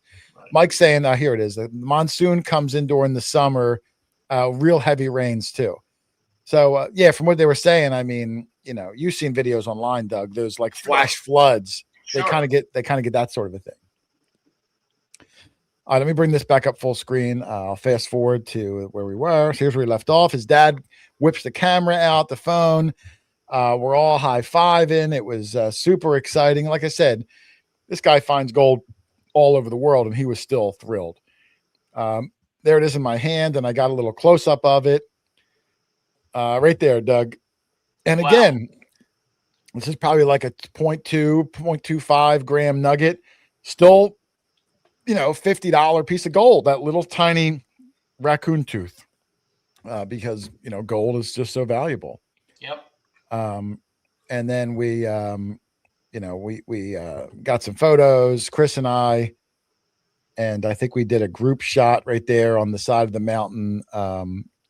I guess his dad must have taken the picture. The rest of us are all there. And then after we had this, we were all on a high. We did have to do these testing. So the fun part kind of stopped, and we wound up doing testing for several hours. That's part of the deal. So we didn't really get to hunt a whole lot more this day. And after the testing, we seemed like we went back to the cars and we were all just BSing for like 2 hours. Like, they were great guys. Even though we do totally different things, they were fascinated by our relic hunting out east. I was fascinated by their hunting out west and Australia and all the places they go. So we just really, we're just BSing for several hours. Really, really great guys. Cool. Now, I believe, let me take the picture down for 1 second. Hold on before I go to the next one, because I think now we are leaving them. I'll wait. I'll do a few more, and then I'll cut to something that Mark wants to do. So hold on. Let me bring it back up again. So we get our little group picture there. And then Chris in his car brought a large piece of gold. That's a nice piece of gold. Yeah. Now we didn't find this today. He found it, I don't know, wherever, Australia, Alaska. But he was just bringing me a large chunk. And I have larger chunks from day 4 that you'll see. But that thing is probably, I think he said it was 6 ounces, which is a gold melt alone is $30,000. $30,000. But if there's quartz or some sort of other mineral stuck to it, the gold guys call that a specimen gold. Really? And specimen gold is worth even more, because now, like, we have like coin, you find an old coin, it has silver melt value, but it might have numismatic value above that. Same with the gold. So this piece, maybe 30,000 in melt, but collectors, because you have a 6 ounce nugget and they want to display that, it might command 3 times that, 4 times that amount. So this could be $100,000 rock in my hand. But just at the minimum, just melt it down, give me a puddle of wet gold, $30,000. And I thought that was incredible. Wow. And then I got a picture with Chris with his nugget because he did want it back. I can't imagine why. Yeah, he wanted it back. And then I think I got another shot back at the cars. Like I said, we were all just, hanging out. I can't say enough nice things about the whole group of them. Now, Mark, before I go on to the dinner, if you'd like to, let me go back for a second. I'm going to bring up a photo. Let me come up here. Would you like to make an announcement, Mark? Absolutely. I didn't know what you were talking about until you just said that. So thank you for the clue.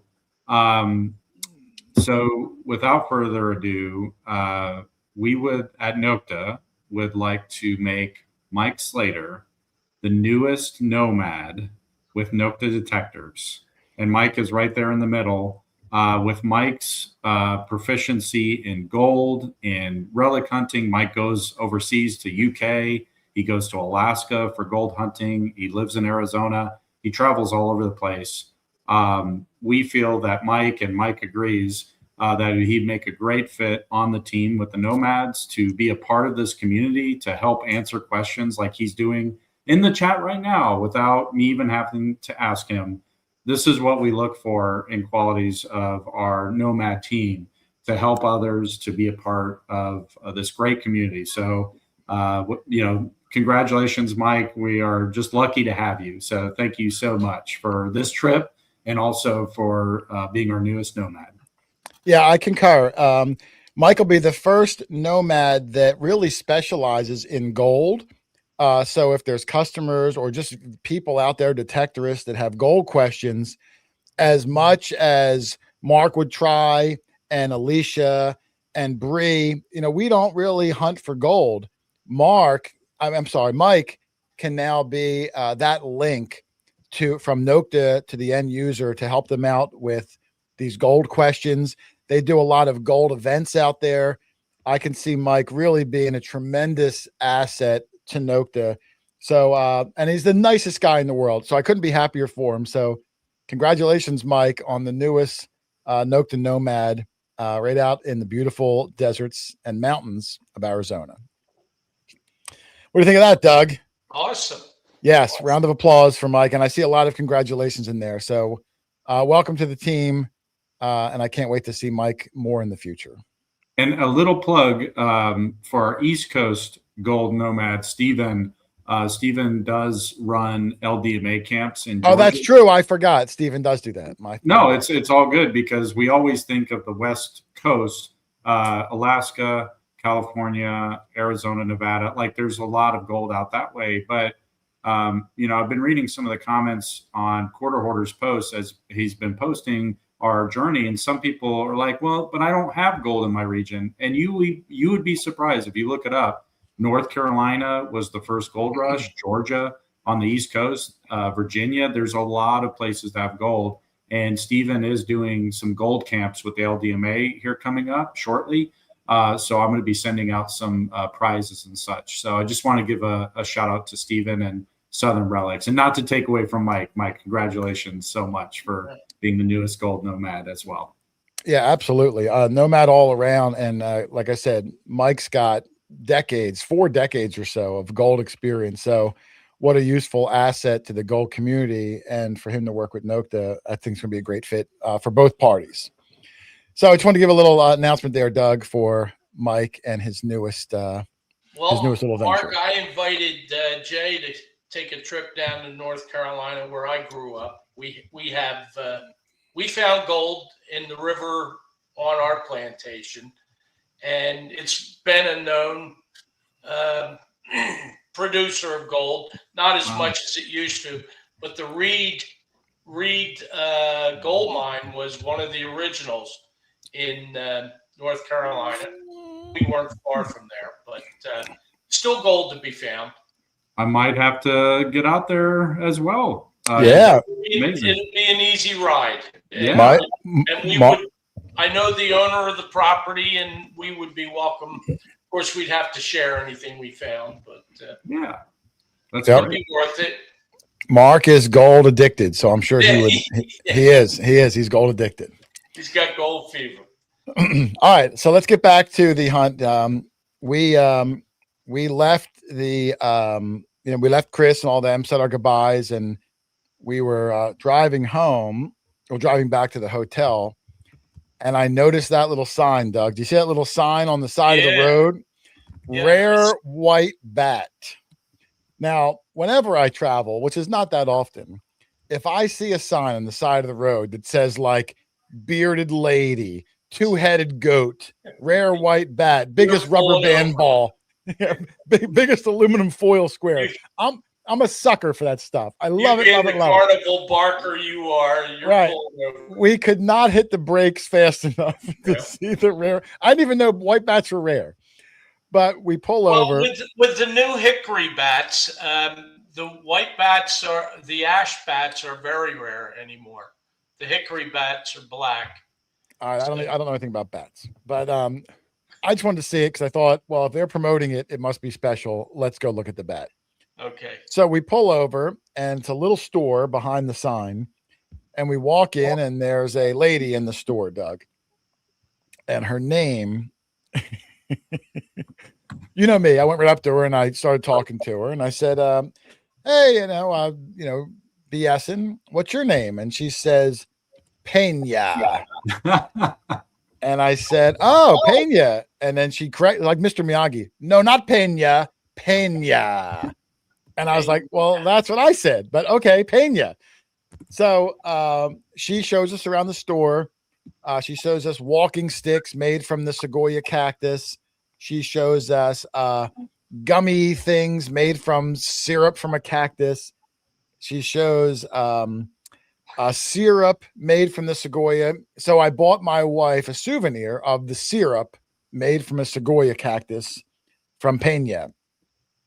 Then we went outside and we saw the white bat. There's a good funny question from Sue Ramsey, who said, "I'm an old white bat." That's funny. That gets a mention.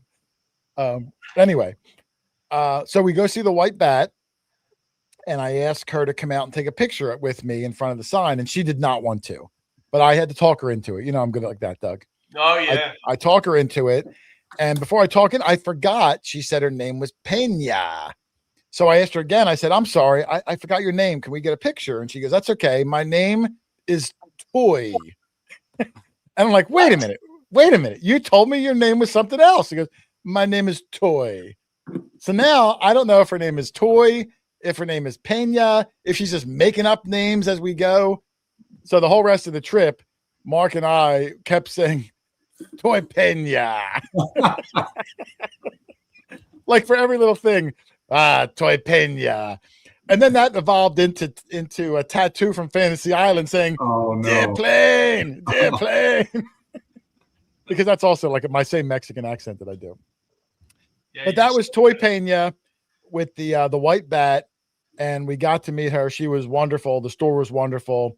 And as I mentioned in the Facebook post, on the ultimate fly, at the end of the day, when we flew to California, I put my Segoya syrup in the wrong luggage, and TSA confiscated it. And It happens to the best of us. There guys. goes my wife's souvenir. You put your cactus syrup in the wrong bag. You know what I mean? Put it in the wrong one. It happens. And the lady was nice. She's like, look, you get 3 ounces. This is 10 ounces. And I was like, but it's the Segoya syrup. And there it was. So that was too bad. But Toy Pena will forever live in my heart. But then we decided to get something to eat. And right next door was a famous place called Rock Springs, which is known globally, apparently, for their delicious pies. And they are in Black Canyon City, Arizona. If you ever go out there, make sure you stop into Rock Springs. Here's a photo I found, Doug, of Rock Springs back in like 1890. Wow. When it was called the Rock Springs Hotel, but they did still have on-site food. Apparently they made pies back then too. It just didn't adorn the sign, but they've been there for at least 140 years. And you'll notice there's no white bat back then. That came later. No cars either. Mark, you didn't even see that picture, did you? I was going to talk about the white bat, so you took the words out of my mouth. Yeah, so it's been around a long, long time, and you can see all the cowboys there. Inside the place reminded me of like an LL Bean. I mean, it was like animal heads on the ground and all sorts of food around and shirts and touristy things. We finally did get seated. There's the pie. Pecan pie. Oh yeah, Mark, what pie did you get? And Mike got a different kind of pie. I forget the pies you guys got. He got the pecan pie, and then he did. Okay. This pie is my favorite pie, and I think you could tell the story about you not knowing about this pie and how it full circle the pie synergy came to be. But my favorite pie is strawberry rhubarb. Wow. Strawberry rhubarb pie. And a funny coincidence, Doug, and this is crazy. I'm not making this up. At the end of the night, when I called my wife to check in, she says, I'm making a pie right now. Now, I haven't talked to her all day.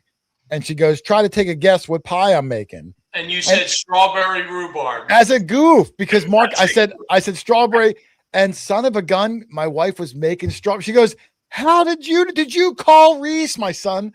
I said, no, I just took a guess. He's like, how did you? It was crazy. But my wife was home making strawberry rhubarb pie. I'd never heard it up for an hour before that when Mark ordered it at the restaurant.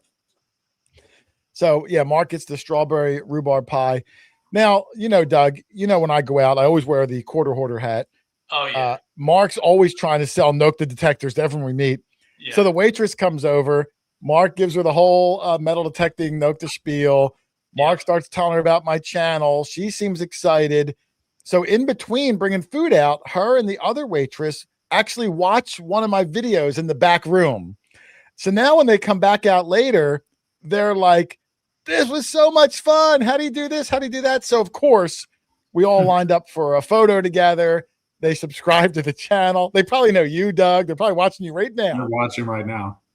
So I have a picture of the waitresses, but before that, I went into the bathroom to, do things in the bathroom. And I took a picture of the urinals, which I know sounds weird, but check out these crazy urinals, Doug, in the bathroom. Wow. Stainless steel? Yeah, they're like old beer kegs. Yeah, they're like stainless steel half. And now when I got done, and I'm embarrassed to say, that's cool. That's super cool. It's super cool. Now, when I got done doing my business, I was about to flush and Mike walked in. So I turned and was talking to Mike and went over to wash my hands. So I never flushed. But when Mark flushed, he said it flushed in like a really cool way. And now I'm mad I didn't do it. Mark, how did the keg urinal flush? Guys, I'm so happy I can contribute to this live stream and also how the urinals at this pie making facility work. So let's go into detail here. Thank you, Mark. I did help Thank you. with the manual on the Magnetar.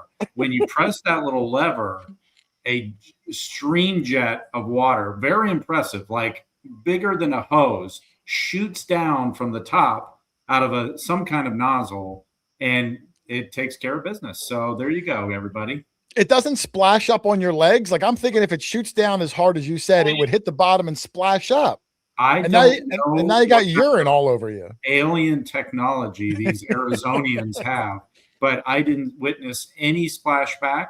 It seemed all self-contained. Maybe there's some kind of funnel at the very bottom that captures the liquid, but it was very impressive, and I give it 6 out of 7. Oh, that's got to be Yeah. Doug Bree said, no live streams on this live stream, please. Come on. That's a 5-star comment. Well, how appropriate that in a beer joint you go in and pee into a beer keg. Yeah, it was crazy. And like, so that was great. I'd never taken a picture of a urinal in my life. Did you go in the ladies' room and see what they had? I should have, but I didn't. I should have done that. You should have asked Toy Pena. So yeah, the urinal was great. And then, when I came out of the urinal, we got a photo. Somebody should market that with the waitresses. On the East Coast, somebody should market that. That would be a huge. It was cool. And Mike, if Mike's still in the chat, I see him. Do you remember the name of the waitress? She was so nice, and now she's a subscriber, and I feel bad I don't remember her name. So friendly. Our waitress was the one I'm next to, Doug, this lady right here. And when she went in the back, she told her friend, this waitress, who we were and what we were doing, and they watched the video together, and both of them subscribed. They were both super friendly. Awesome. But I don't remember their names. Darn it.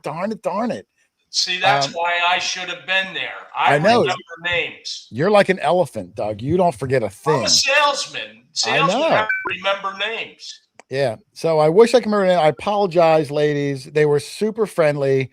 I can't recommend the establishment anymore.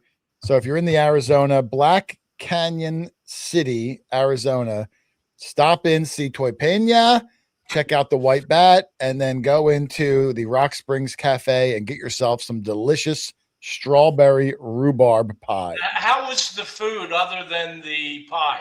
Even Barb wants to go in the men's room and pee in that toilet. It's very appealing. It was. I mean, that was a good looking toilet. And if you can't hit that target, come on. There it is. Yeah. That just looks. I'm showing it again. I'm showing a urinal again on the live show. You got to send me that still. I've got to figure out how to market that on the East Coast because I mean, for a bar to have a half a keg as your toilet is just all the brewery establishments we have, that would go over huge. Yeah, I thought it was really ingenious. So that's why I couldn't whip my phone out fast enough. Oh, I'm glad you said your phone. I know. I'm glad I said phone too. I knew where I was going with it. So that was our little thing there. And again, this is where we said our goodbyes to Mike. He drove us back to the hotel, dropped us off. So farewell to Mike for our leg of the journey, because we were about to catch a plane the next morning and fly to California. But again, I couldn't thank Mike enough for being an incredible host, driving us around, putting us on the gold, introducing us to people, bringing us to this nice eating establishment. And again, for becoming the newest Nokta Nomad. Had a great time, Mr. Mike Slater. I can't thank you enough, my friend. And I think I accidentally stole one of his Scoopy things. It was in my luggage when I got home, Mike. So I told Mark I'll get a label and mail to you. One of the little round Scoopy shovels. It was in my bag when I got home. Sorry, Mike. I'll mail it back to you. with a prepaid envelope to mail me some of that syrup next time you go visit Toy Pena. And then I have, when we got back, when Mike dropped us off, the one wild animal that I saw, Doug, other than the squirrel, was this right here, which I didn't even know were real. It's a road runner. It sure is a road runner. And he was fast. That little bugger, he looked like a dinosaur. And so when I saw him, I was actually FaceTiming my wife, and I saw this thing. So I had to hang up on my wife real quick so I can whip out my camera and snap the photo and then call my wife back and apologize. But I said, look, when I send you this little picture, you'll see why. The thing ran really quick. He was big as like a rooster. Yeah. Oh, they're pretty good size. Yeah. Yeah, they are big. And was Wile E. Coyote anywhere near him? I knew you were going to say that. You're so predictable. But I did look it up. They do not fly, road runners. They just kind of walk and run. And coyotes do chase after them. But I would think coyotes chase after anything that moves because they just eat things. Yeah. So look at that, Rich. Are you impressed with the wildlife that I saw in Arizona? I am. How come we didn't get to see the white bat? People were asking. I don't want to ruin it because there is a video coming out. Well, no. But the white bat, there's like a tongue-in-cheek thing with it. And if I ruin it, that would hurt their future business. So if anyone wants to PM me privately, I'll let you know. But I don't want to ruin the white bat experience for people. Will you share that with me later? I said later I will, privately. Okay. But I want people to go visit Toy Pena. I want them to see the urinals and have the pie. Well, I want to see the urinals too. Yes, look, Doug's more impressed with the urinals, Mark, than anything else so far. He's just going on and on and on about the urinals. So that was day 2 of our trip. So you can see, Doug, I mean, so much has happened so far. That was only 2 days. And then let me go to the next. I have it separated by. Where did Rich go? I kicked him out. I'm sorry. I didn't mean. I'm sorry. I did that by accident. That was me that did that when I was trying to take down the. All right, so we eat. We go back to the hotel. We got to pack everything up. I told you my suitcase is falling apart. You know, we got to get up again 5 a.m, drive to the Phoenix airport again, drop the car off. You know how stressful all that can be. Yes. And we had to fly to Sacramento. Now, I thought, when Mark told me this was the plan, I was like, well, Arizona's right next to California. Can't we just drive? Like, I hate to spend all day in an airport. And even though they're right next to each other, it would have been a 16-hour drive. Yeah. You forget, like on the East Coast, we're all so close. Mm-hmm. But out there, it's so big that even the next one over, it's 16 hours. So I was like, all right, let's fly. Now, another really super cool thing, I go into the Sacramento airport. We drop off our luggage, hoping my luggage doesn't fall apart. Start walking to the terminal, and when I turn the bend, I see this, Doug. What the heck? Yeah. Now, I got a good close-up picture on the next one, but I'm like, what is that? And I get up a little closer to it. Oh, there's a couple of them. Yeah. What they are like gigantic statues of like old school Harry Potter style trunks up to the ceiling, 50, 60 feet tall. And they're all like, it's a piece of art. But I thought the thing was just super cool. The whole thing is a piece of art. It doesn't really roll. I just thought, man, like that's like a thing you do. Like that reminds me of like in the old days, Doug, where you just take pride in what you're doing. Yeah, I thought maybe it was like a big Jenga game, and you pull them out until they collapse. That's what you're going for, but it's just one continuous gigantic statue, 50 feet tall, and there was like 6 of them in this airport. So I just thought it was really neat. If you ever go to the Sacramento airport, I've ruined it for you. And apparently in the other terminal, there was another really cool, impressive statue, but I didn't get to that terminal. But that's what started off our trip here. So we fly into Sacramento. We rent a car. Now I don't have a picture of this car, but in Sacramento, we're not in the desert anymore. We're hunting at the top of mountains. So because of that, Mark rented a big 4-wheel drive Bronco. So we go pick up the Bronco at the car rental, and we were just looking at it. It just looks cool. Like we're like walking around. This big Bronco is beautiful, like brand new, has a sunroof, and it was super cool. So we get into the Bronco, we drive about a half an hour to our hotel, throw our bags inside, and then we said, man, we're really hungry. We haven't eaten in probably 20 hours at this point. So we stumble across a little place, and it's called, well, even before I stumbled across it, we looked on Google to see what was nearby for food, and it directed us to a place. We went over there, but we walked into the wrong place. We walked into this place called Roostar's Hot Chicken. Now, I thought we were going to be, the place we looked up on Google was like a 3 or 4 star restaurant, waitress, eating establishment, whatever. So we walk into Roostar's, and it looked like a step up above fast food. Like they only have 3 things on the menu. It's like chicken nuggets, French fries. It looked like it was going to be something like a Chick-fil-A, like a fancy, like a nice Chick-fil-A. So this gets bad. The only people in the restaurant are me, Mark, and like a 20-year-old girl working the counter. So I walk up to the girl at the counter and I say, hello. What's I said, on the menu? Well, no. I said, look, my buddy and I just got here. We were looking for a nice place to eat. I thought this was someplace different. Can you recommend a really nice place to eat? And she says, deadpan, she says, well, this is a nice place. And I'm like, oh crap. I'm just like, yeah. oh, You no. didn't see that coming? No. So then Doug, I take another shot at it because I don't want to eat there. So I say, so I take another shot and I said, well, think of it like this.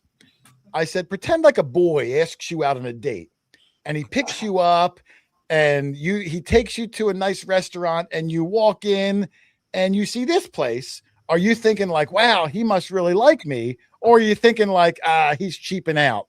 I said, I want the place where you would think, oh, this is really nice. That's what I want. And then she comes back with, well, this is my Meemaw's place, so I would want to eat here. And I'm like, oh, now it's her Meemaw's place. Yourself in deeper. It's family business. It's So like a let family. me ask you, how was the chicken? Well, I'm getting to it. So at that point, I'm eating there, right? Like, how am I going to leave? It's her Meemaw's It's good place. enough for me, Ma. Right. So now I feel like a jerk. I've insulted her Meemaw. So I sit down, and again, like, this is the menu I got 3 things. So I ordered like number 3 and Mark ordered number 1 or whatever we ordered. And Doug, it was delicious. It was the chicken was like homemade. The rice, she said she makes it in the back, old recipe. It was phenomenal. So now I think, all right, well, the girl and I are now back on friendly level. We're talking a little bit. I thought, all right, if she thought I was a jerk, now we're cool again. So in talking, she's like, where are you from? I said, New Jersey. I said, never been out west before. She says, I've never been out east before. I said, oh, that's cool. I said, she goes, actually, today's my first day back. I took a trip. And I said, well, where'd you go? She said, Palm Springs. Now, the snarkiness, let me tell the story. Oh, okay. Sorry, I know too much about it. Yeah, I mean, come on, you're ruining the story. Right. So the snarkiness in me immediately wants to say, well, that's the East Coast, you Nimrod. That's what I wanted. And I didn't say that because she already like kind of hates me. So, but I didn't say anything. And I'm thinking, well, Palm Springs is in Florida. Do you know East from West? But I didn't say anything. So I just kind of like, oh, bless your heart, because I didn't know what to say. And I didn't want to put so then when I tell Mark says, well, maybe there's a Palm Springs in California. And we Googled it and there was. So thank God I didn't say it because then she would have got me on all 3 things and just like rubbing my face into the dirt. So You're an that was- a-hole on every level. I know everything I said. I'm just an a-hole to this, young 19-year-old girl who I've insulted her Meemaw, and her navigational skills. So off to a great start in California. Okay. And she's like a Valley girl too. Like, you know how like Valley girls talk, like she kind of, and the area was super affluent, Tug. Like we were seeing like these $200,000 BMWs, and I saw a McLaren, which is like $350,000. Like you're in an expensive, it wasn't like home, Doug, Really? Oh yeah. I mean, California money. I took a picture of the gas pumps, $7.49 for gas out there. Oh yeah. Per gallon. So we eat at the Roostars. I even forgot where I was in my little notes here because I feel so terrible that I insulted this girl and her family with the date scenario. Like, oh, my wife yelled at me when I called her. She did. She yelled at me. So we eat at Roostars. Let me bring up the photo again. Shout out to Roostars. Again, if you're in the wherever we were, El Dorado, California. Okay. I do recommend. El Dorado, that says gold. Yes, I do recommend going to El Dorado. They were delicious. Don't judge a book by its cover. I will say that. Roostars. Yeah, so we ate at Roostars, and then we went back to the hotel. Whoops, I had to edit some video. So Mark wanted to go meet Mountaineer Matt, who was going to be our host the next day. So Mark went and visited Matt while I edited videos back at the hotel for 5-6 hours. Mark, what did you do? I didn't even ask you. What did you and Matt do on your little meeting, and where'd you go? We went to a brewery, and I hope Matt's still in the chat that he could talk about the name of the brewery, but it was fantastic. All homemade craft beer and food. And one little story I'll tell you, because it was mostly just Matt and I meeting for the first time and bonding and talking about Magnetar and our trip so far. But the one little embarrassing thing that happened is I ordered some. He's still here, Mark. He's still here. Moonraker. Oh, look at that. I can't believe Matt's still here.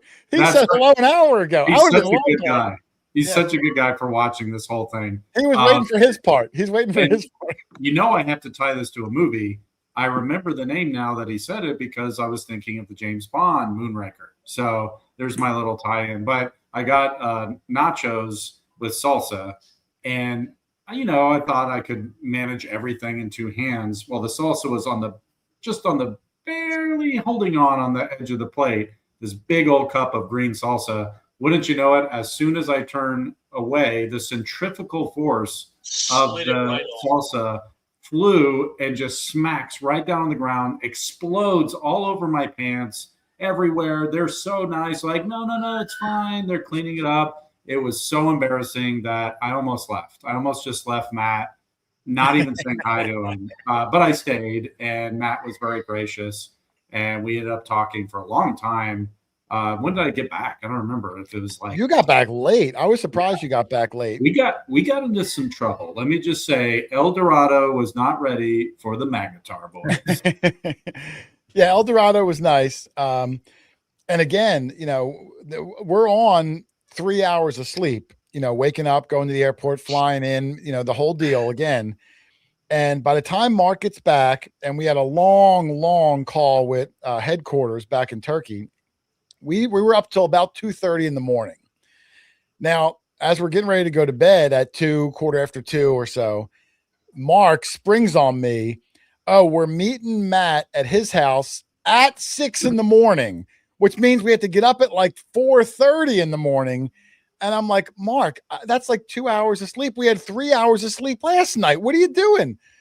But I get it. You're hunting in the desert. You want to get up early before it gets really hot.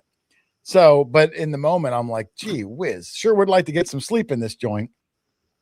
So we get up 4 o'clock, 4:30, get in the car, drive, half hour or so to Matt's house to meet him. Now, I'm going to preface it by saying this, leading up to this trip, the Nokta Magnetar, I mentioned it earlier, comes with an 11-inch ovular coil and a 14-inch DRC round coil.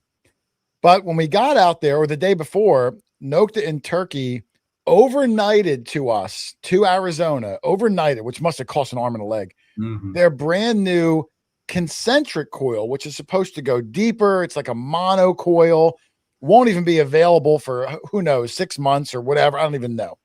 So again, first two in the world, overnights it. And Mark says, look, I'm going to surprise Matt. Don't tell him. He's going to freak out. And I'm like, all right. Like, what do I know? Okay. So for like a week leading up to it, every time I talk to Mark, he's like, oh man, Matt's going to do cart. Wait till he sees this. And I'm like, oh, all right. So we get out there, we go to Matt's. Mark wants to do like the surprise. So I get the camera out and he's like, well, Matt, I just wanted to say on behalf of Nokta, I want you to see the surprise here. And Mark shows Matt the concentric coil. And Doug, Matt could not care less. He didn't smile. He didn't wink. He's like, okay, great. And Mark was like deflated. So I was just like, oh. So I did get a picture of Mark showing Matt the coil, and Matt put on a good smile for it. But in the moment when Mark made the announcement, like Matt could care less. He's like, the whole machine's new to Matt. What's one more? He didn't even use the first one yet. Yeah. It was so over the top, like where you care about something and you watch somebody and you're like, no, it's really good. See? But he was such a good sport and smiling the whole time. But I could tell I was overdoing it. And it was funny in the moment. Yeah, it was really funny. And, but, talk about letting the wind out of the sail. Look, he apologized, Mark. He's in the chat. Sorry, no, Mark. Matt. It was all the delivery. And apparently, Doug, like in my talking to Matt or Mark on speaker or something, Matt may have figured it out. Yeah. Oh, yeah. Because to me, it wasn't a secret. So I may let the cat out of the bag. I'm not sure. Maybe that's why. But who knows? So that's Mark or Matt's excited look, right? Well, he put on a smile for the picture, but I have a full video, which I didn't air, of Mark doing the whole presentation. And when I put that out, white. Oh yeah, you'll see it. It's like, and here's the concentric coil, and it's just like crickets, like. Oh, that's gonna be burned. Yeah, it's just that video's crickets. gonna be burned. Chirp. I didn't air the video out of mercy for Mark's soul. Thank you. You got to post it on YouTube. Yeah, I'll post it somewhere. So if I feel bad for Mark, but Matt was already overwhelmed. He's got a whole brand new machine he's trying to figure out. He didn't even know the first two coils. Oh, thanks for giving me another item to figure out. Yeah. So we do that. We all hop in Matt's truck because Matt's gold claim in California is a much different terrain than Arizona. I heard. So we get out to Matt. He goes, your truck, your rental's going to get all scratched up. We drive out there. Again, it's a real narrow trail. Doug, when I say it was like a dry version of the Amazon rainforest, it was so thick, so woodsy and treesy, a spot where back home we would never dare step into. But we pull up there, and to get to a spot, as we're driving, we're slowly ascending a mountain.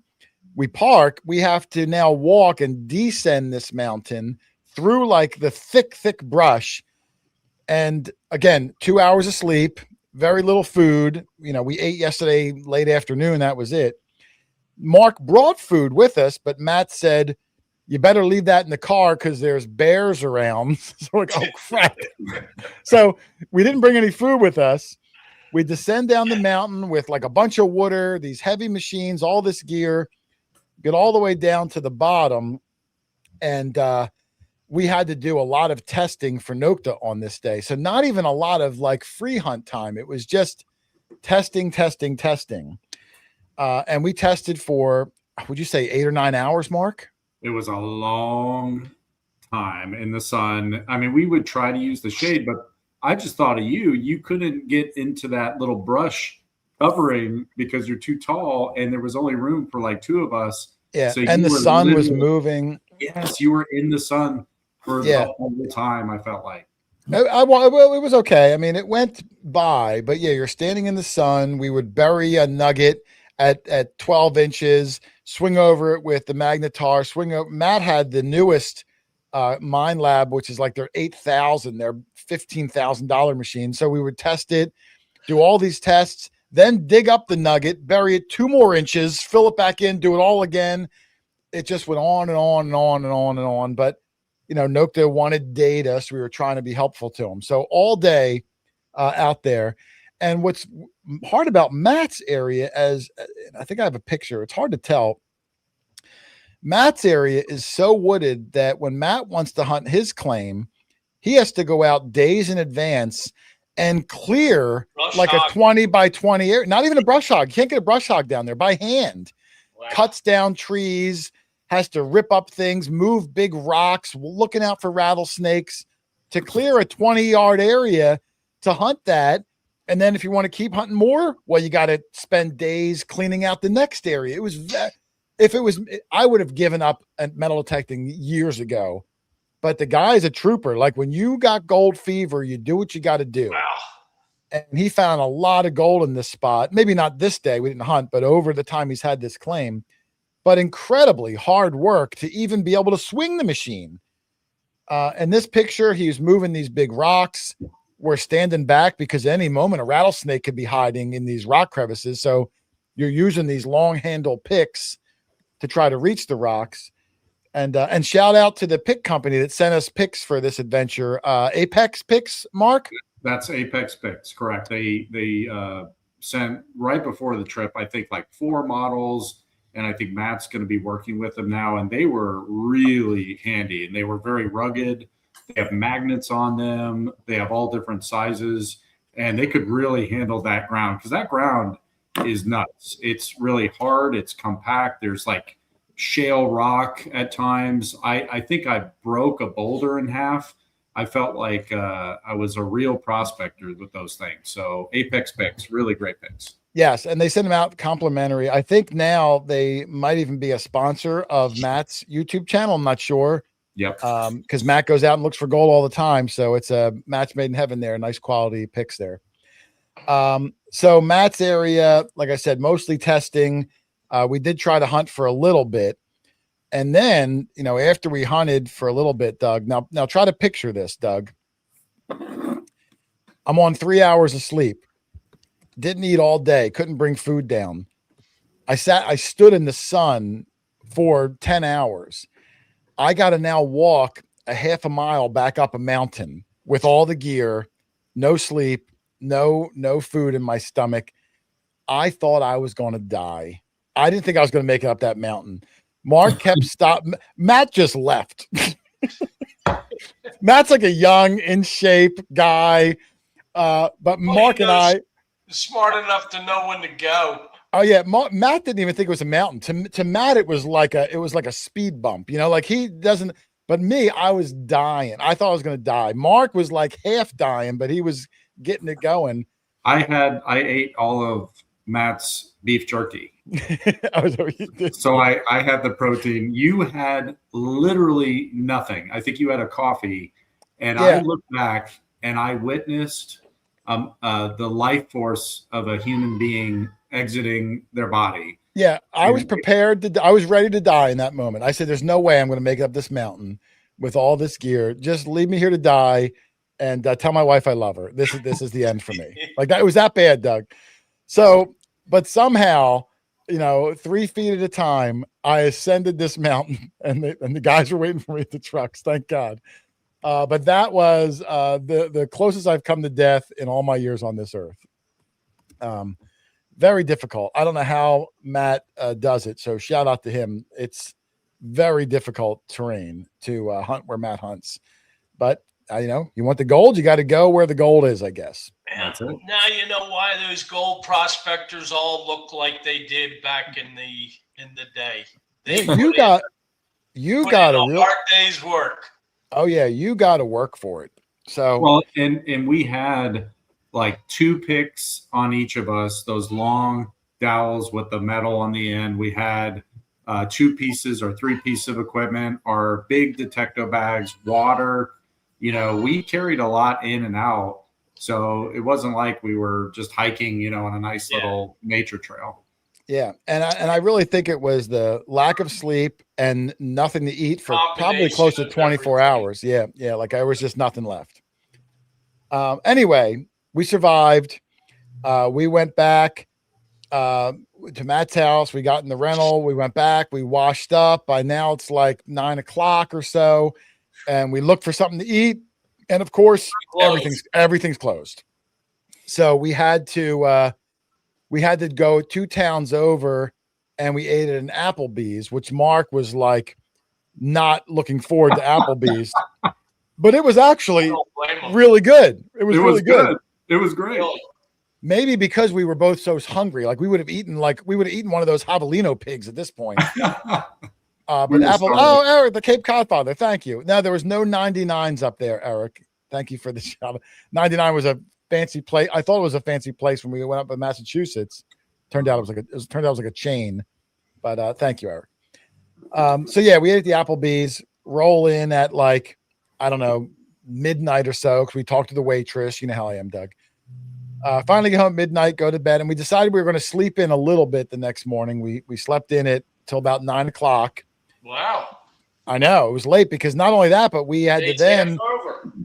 Well, not only that, but we had to get in the car and drive 2.5 hours because now we were going with Matt. He was taking his own car, and we were meeting another guy at the top of his mountain, and this was Gold Bay Dave.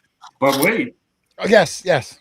We forgot a major component of the story. Oh, yes, why please. We didn't get enough sleep. Was that laundry day? That was then I got to tell the laundry day story. We got to talk about laundry. I got to tell the laundry day story. I don't know what time it is. This is like 2 hours been going. This is over 2 hours. Which one of you were wearing the lingerie? So what happened was, Doug, now, you know, I was at the Detecting the Heartland hunt for 3 days before this. Yeah, at this you point, already started wearing skirts. Yeah, I'm like 8 days in, and I'm carrying dirty, stinky, sweaty clothes around, and it was bothering me. And this hotel had a laundromat in the hotel. When I say laundromat, 2 washers, 2 dryers. I knew that hotels that were coming up the next rest of the days had no laundry service, so it was now or never. So I said, all right, I'm going to go do some laundry. Mark says, is it okay if I put my clothes in with your clothes? And I was like, well, you know, it's a little, but okay. You know, I'm not going to say it. You know what I mean, Doug? Like, is our underwear going to commingle? We're getting very close. Okay, yeah, it's a little too close. Put an extra packet of Tide in there. It'll be okay. Yeah. So we go down, we put all our dirty clothes in the washer, and it's like stuffed to the lid. You know what I mean? Like, I'm like cramming it in there. We put in like $4 in quarters we had to get from the front desk, run the wash, and we go upstairs. I'm going to jump in the shower, and when I'm done, I'm going to come down and put it in the dryer in my brain.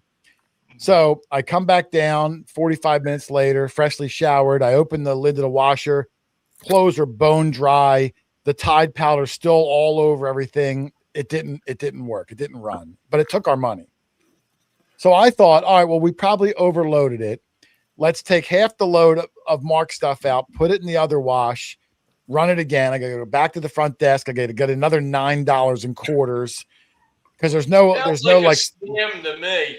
Yeah, there's no like credit card. It's quarters or nothing. So we separate them, buy 2 more Tide packets at $3 a pop for one, whatever. Yeah, it's a scam. So we do it again. Now we got 2 loads. I'm exhausted. I climbed the mountain, you know, the whole story. I'm so tired. I said, I'm going to go upstairs. I'm going to set an alarm on my phone for 45 minutes. I'm going to take a nap. When it goes off, I'll go down and move them to the dryer. So we do all that. I go up to take a nap, 45 minutes, alarm goes off. I go back down, Mark's clothes, nicely washed and wet. My clothes, bone dry, Tide powder all over them. And I'm like, what the heck, man? My washer's busted. So I'm like, I got to use Mark's wash. I got to do it a third time. So I said, Mark, go up and ask the guy for like some free quarters and a free box of Tide. At this point, like, you know, we're in for like $19 in quarters. So Mark goes up and he's like, tells him the story, and the guy's like, well, these are the last of my quarters. This is It's like four quarters. You've taken all my quarters. So again, I take his free quarters, I put them in the wash machine Mark used, washed all the clothes, go back upstairs, setting another alarm for 45 minutes so I can put them in the dryer. And then I got to set an alarm to go get them from the dryer because we're leaving in the morning. So that wash cycle works. 45 minutes later, I go down to move it. My alarm goes off. Mark's asleep. I just go down and I'm moving them over to the dryer. Now, where the dryer are is at the end of this abandoned hallway where there's no rooms or anything. And it's kind of dark. And it's at this point, it's 2 a.m. So I'm in this little laundry room. I'm moving the clothes from the washer to the dryer. I look up and Mark's standing there like this, like outside the door, hair all disheveled. He's in his pajamas. He must have heard the door close and like slept walked down there. He was like a zombie, scared the bejesus out of me. And I'm like, what are you even doing here? Why are you here? And Mark doesn't even remember waking up. It was just like he just like slept. He's like, with Jason, must go with Jason. So he comes down. I don't know why he's there. Anyway, I put the clothes in the dryer. You know, we go back upstairs. I got to wait another hour, set an alarm, go get the clothes. It's like 3:30 in the morning, you know, that's classic sleep deprivation. Oh, it was just terrible, you know, with the mountain and no sleep the night before, no food, like just compounding. Like, am I ever going to sleep again in my whole life? But anyway, we sleep till 9. We pack up, and now we're leaving this hotel. We drive 2.5 hours, and we meet Gold Bay Dave on the top of a mountain in Mariposa, California, which is not far from Yosemite National Park, Doug. Yeah. We ascend up there. Clint Eastwood territory. Yeah, again, beautiful country. I have a picture here. This isn't Dave. Dave was on a bulldozer or an excavator, like clearing mountain things. But his guy here, Uriah, who was on another piece of equipment, saw me, and he knew who I was. He stopped the excavator, got out, ran up to me, and wanted to take a picture. And like, here I'm on the other side of the whole country.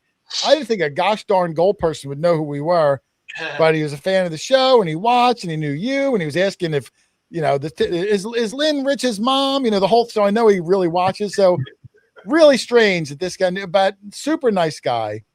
Did a picture. I felt bad that I was like holding up Dave's worker now with this shenanigans. But great guy, Uriah, so I wanted to give a shout out to him. And then we proceeded on to, Dave said, you guys can go over here. He kind of pointed where we could go. And we walked around to this gold mine shaft from the 1800s that they've been excavating and finding a lot of gold on the outside of the mine. And I got a little video, Doug. It doesn't have any sound, but just so you can kind of get an idea where we were, I'm going to play this for you here. When we got to the gold mine. Now, do you see that hole in the ground there, Doug? Yes. That hole, last year or maybe 6 months ago, Dave pulled like an 8-ton boulder that had all sorts of gold inside of it and had to use heavy equipment to pull it out. I don't even know what it was worth, Mark, millions maybe. Yeah. But it left that enormous, I mean, that hole is about the size of maybe 2 VW bugs. It's just hard to tell with nothing for scale. And it was a giant boulder of quartz and gold. So that's what that is. And then as the camera panned, there is this hole where they uncovered in the side of the mountain. And this was all covered in brush and debris. They found this old gold mining little cave. And you can see down there, like you can see the wooden pylons to keep it from collapsing. The old mine shaft that the 1800s miners were going down and pulling up gold. And I just thought it was really neat. Like it was like straight out of a movie, you know? Wow. I tried not to show any of the surroundings where we were because way. Yeah. Yeah, I didn't want to give it away because apparently, you have a lot of shenanigans. The other spot that they were excavating, they actually had an armed guard at the gate that stayed there all night after hours to protect the spot. It gets that serious. Wow. But we kind of hunted around this, hoping that the gold that they brought out back then would have spilled out into the surrounding area. And David found gold, including that boulder. So we got some pictures here. Again, this is only like half a day. By this time, it's probably already like 4 or 5 o'clock. Just showing the cave, and we got a picture, me, Mark, and Mountaineer Matt, in the entrance to the old gold mine. We hunted around here. This is another large boulder that had a really cool quartz vein system going through it. And I thought, like, if you see quartz, gold could be nearby. But Dave, who you'll see pictures of Dave shortly, Dave was saying, well, quartz is like one of the most common minerals or whatever the heck it is, like on the planet. So it doesn't necessarily mean it's nearby. But what do I know about that stuff? We also got Matt found this cool little rock, and I saw him looking at it. So I went to walk over. I got this picture here of, I forgot I had a GoPro on me. So I got a GoPro, and then I got my phone. So my GoPro's got him and the little shot of the phone at him. I thought it was kind of neat. Just threw it in there. But it turns out his rock was fool's gold, Doug. And there's a nice close-up of it. Pyrite. Pyrite. Yeah, I think that's what it was called, right, Mark? Pyrite? Iron pyrite. Yeah. So, and it doesn't look that much like gold, but I guess it's close enough. But we hunted all around, this area for a while. I do have a picture here of like, and this is like really hard. You really got to scrape at the ground with those apex picks. So a lot of scraping, a lot of working hard. I think we did wind up getting some gold. I don't know if I had that in here or if I was waiting for an upcoming video. I'll see. Yeah, there's like a little piece there. I don't know if that was gold or if that's something that was not gold. I don't remember. Just trying to give you an idea of like up on this mountain, scraping and scratching. I think that would make the third piece of gold on the trip also. Right. Yeah, and this one that Matt found was like a cocoon of dirt. And as he was opening up the cocoon, it was a whole lot of little pieces of gold, maybe like 9 of them, like baby pinhead pieces that were like breaking up. So he had like a whole little row of super tiny pieces of gold. But like I said, it adds up, it adds up. I think I'm going to save that for a video. I don't know if I have pictures of that here. And then I think I have a shot of Mark with, what did he call that? The mother lode? Yeah, the mother lode vein. We were riding the iron horse, as they say. Riding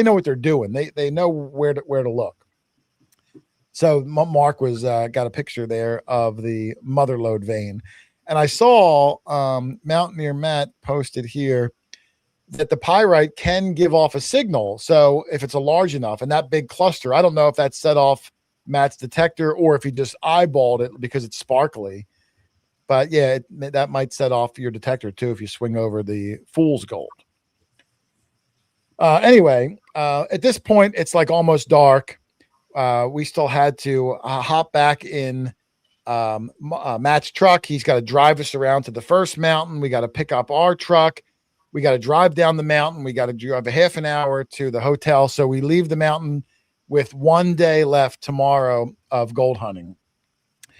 And we wind up going to, the Yosemite Inn, which you'll recognize that name, Doug, because it's Yosemite, like, half hour or so from National Park. Oh, isn't that Yosemite? You can call it whatever you want. And this was Memorial Day weekend, so it was really crowded in this area. Like every other place we've gone, by the time it was time for dinner, everything was closed. But we did find a pizza place called Pizza Factory, Mark. That's it. And real quick, I was really upset that we didn't get to stay somewhere else. Yeah. Do you want to? When we were planning this trip out, Mark's telling me all the hotels. We're at a Holiday Inn here, we're at a Holiday Inn Express here. But when it came to the Yosemite leg of the trip, Mark says, "Yeah, for the Yosemite 2 nights, we're going to stay in a yurt." And I say, "Well, what the heck is a yurt? It sounds cheap." And he's like, no, it's cozy. It's got fabric walls. And I'm like, wait. Does it have electricity? Does it have running water? No, it doesn't have any of those things. I said, "Mark, you cheap son of a gun. I am not staying in a yurt. No chance." I said, "All I want at the end of the day is a shower, and I got to charge the machines and stuff." So reluctantly, Mark was able to find this place, which was a little further from where we hunted, but I could not stay in a yurt, Doug. Like, I have some self-respect, a little bit, and I need a shower at the end of the Andrew T says it's like a tent. It's like a tent on the desert floor. Which, though, karma does strike. We have a good intro story to our new establishment when we were checking in, right? Refresh my memory, please. So I believe we were checking in. You noticed, and this will cue your memory, a little sign on the desk. Oh, yeah. How can I forget that story? When we check in at the Yosemite Inn, we go inside the lobby, and there's a sign that says, "If you're pregnant or nursing, do not drink the water." So naturally, I say to the woman, I was like, "Is the water safe to drink here?" And she looks at me and she says, "Are you pregnant?" it's perfectly safe. And I said, "Well, it says if pregnant not drink, like that means it's bad." And she goes, "No, it's safe. You could totally drink it. I wouldn't, but you can." I'm like, "Wait a minute. Well, you wouldn't drink it, but I can? What is it? You want me to do?" So that became like an ongoing gag the whole rest of the trip, where I'd be like, "Mark, go check out that cliff. I mean, I wouldn't, but you should." It became like an ongoing gag where, the water's safe. I wouldn't drink it, but you can. Oh, and the other thing about the Yosemite Inn is, listen, it's 100 times better than a yurt. Don't get me wrong. But when I went to take a shower, the shower head, now, Doug, I'm kind of tall, and we joke sometimes. The shower head might be like up to my chin and I got to duck down. Yeah. The shower head was under my chest. It was like for dwarfs. I had to shower on my knees. And like, why would you, like the room was tall enough. Why would they put it so low? But I had to shower on my knees because it was ridiculously low. But I would still take it over the yurt, no doubt about it. I just looked up yurts. I cannot believe how expensive some of them are. There's not a lot of places to sleep out there. There's not a lot. So you got this inn. Matt stayed at another inn, like Caddy Corner. And because it was Memorial Day weekend, it was like $600 a night. Because you got those 2 motels, you got a yurt, which is a tent on the ground, or you're sleeping in your car. Like, those are the options. It's not like a big city. You're in the middle of nowhere. So I'd never heard. I'm surprised you never heard of a yurt, Doug. You're a world traveler. Well, they're more indigenous to the nomadic tribes. That's true. That's true. They're, Well, they're anyway, interesting. I wouldn't stay in one, but I wouldn't. You can, but I would. That was it. You had to be there, but it was really funny, you know. Anyway, so we check in, we drop our bags, and we go meet with Matt. We go meet Gold Bay Dave at the pizza factory. Now, I don't have pictures of Dave at the factory. I do have him coming up. But Dave brought with him some big gold to like get us psyched about, Doug. And I got some amazing pictures of some big gold that Dave's found on previous trips in these same mountains. So we got those specimens there. wow. And, you know, I didn't ask him how much they are valued at, but this is probably a couple $100,000 of gold. You know, just in my hand right here, the specimen gold, hundreds of thousands of dollars. Then he showed me this one where when he finds gold, sometimes he cuts them in like thin sheets and sells them. They call him Gold Bay Dave because his website is called Gold Bay, and he sells gold nuggets, cut gold, specimen gold, and especially bags of pay dirt gold, which he's probably sold tens of thousands of them over the years. And that's how most people know him. Dave Chumley, who's in the chat, when he saw I posted the picture, he knew who he was. Again, in the gold world, Gold Bay Dave is a pretty famous guy. And the gold he has is remarkable. This piece here, this is another specimen piece. You can see it's wrapped around a piece of quartz.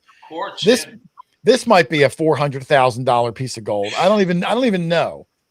And then he had another little piece that I got a picture of Mark like staring at.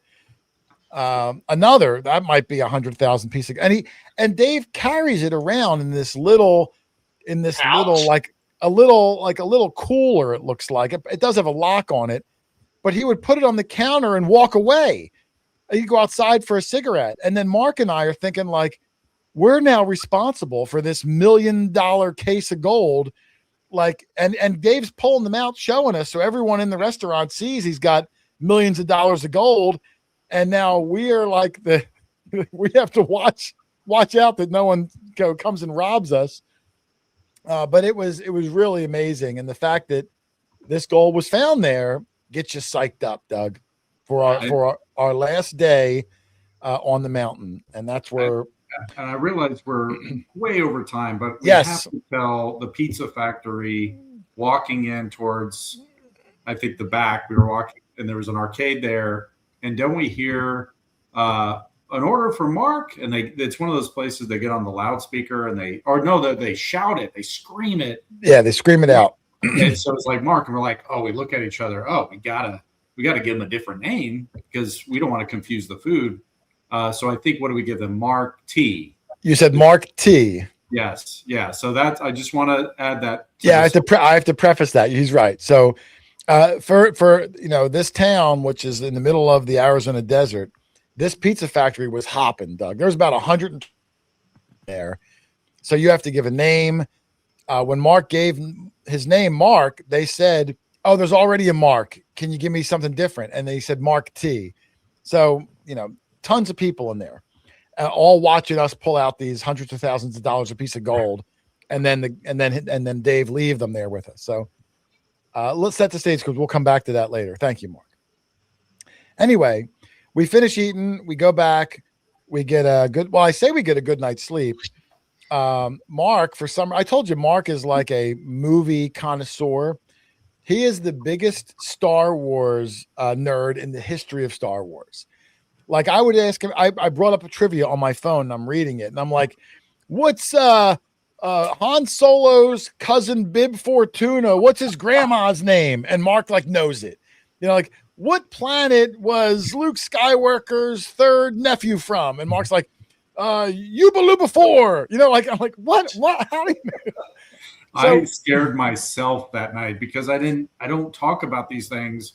And then, they are the most obscure things that are in my head. And when Jason was reading them off and I was answering them correctly, I almost got scared. Yeah, it was. So we were up till, again, probably for 2 hours, I'm quizzing him because I just can't believe that a human being knows this much about Star Wars trivia. And he knew every single one except for like 2 or 3. Yeah. And now he's committed those to memory. I just So went to just- that new one, the Mandalorian. Oh, you Oh, saw that? How was Well, it? no, it was a 2-hour nap. Oh, you didn't like it. Oh. And I, Jason, I like Star Wars, but not like Mark likes Star. I enjoy it, and Jason- I instantly forget about it. Jabba's Yeah, What his was nephew or something.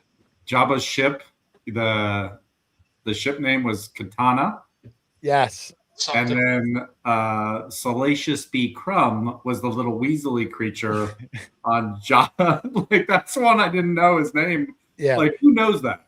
No, but he knew the weirdest things, and I was just dumbfounded. So we stayed up way too late talking about the most obscure Star Wars trivia that Mark and George Lucas are the only 2 people that know.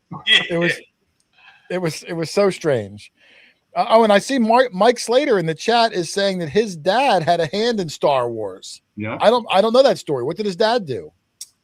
So he did the effects of like the Death Star exploding. No kidding. I didn't back know in the that. day. Yep. And he was actually pretty pivotal with all that. And it was just a wild because we did this whole hero's journey and like Mike is Obi-Wan.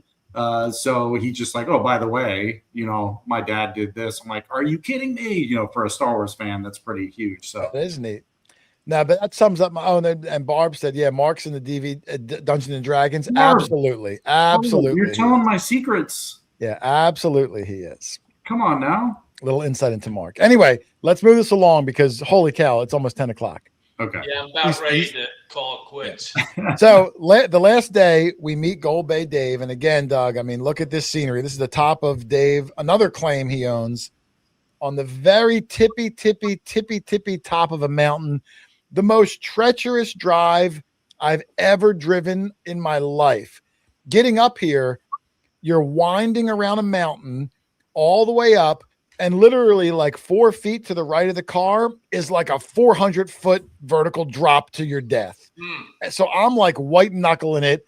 Mark's saying like, don't look down, just keep steady. Like it was super duper scary to get to the top of this mountain, being an East Coast guy.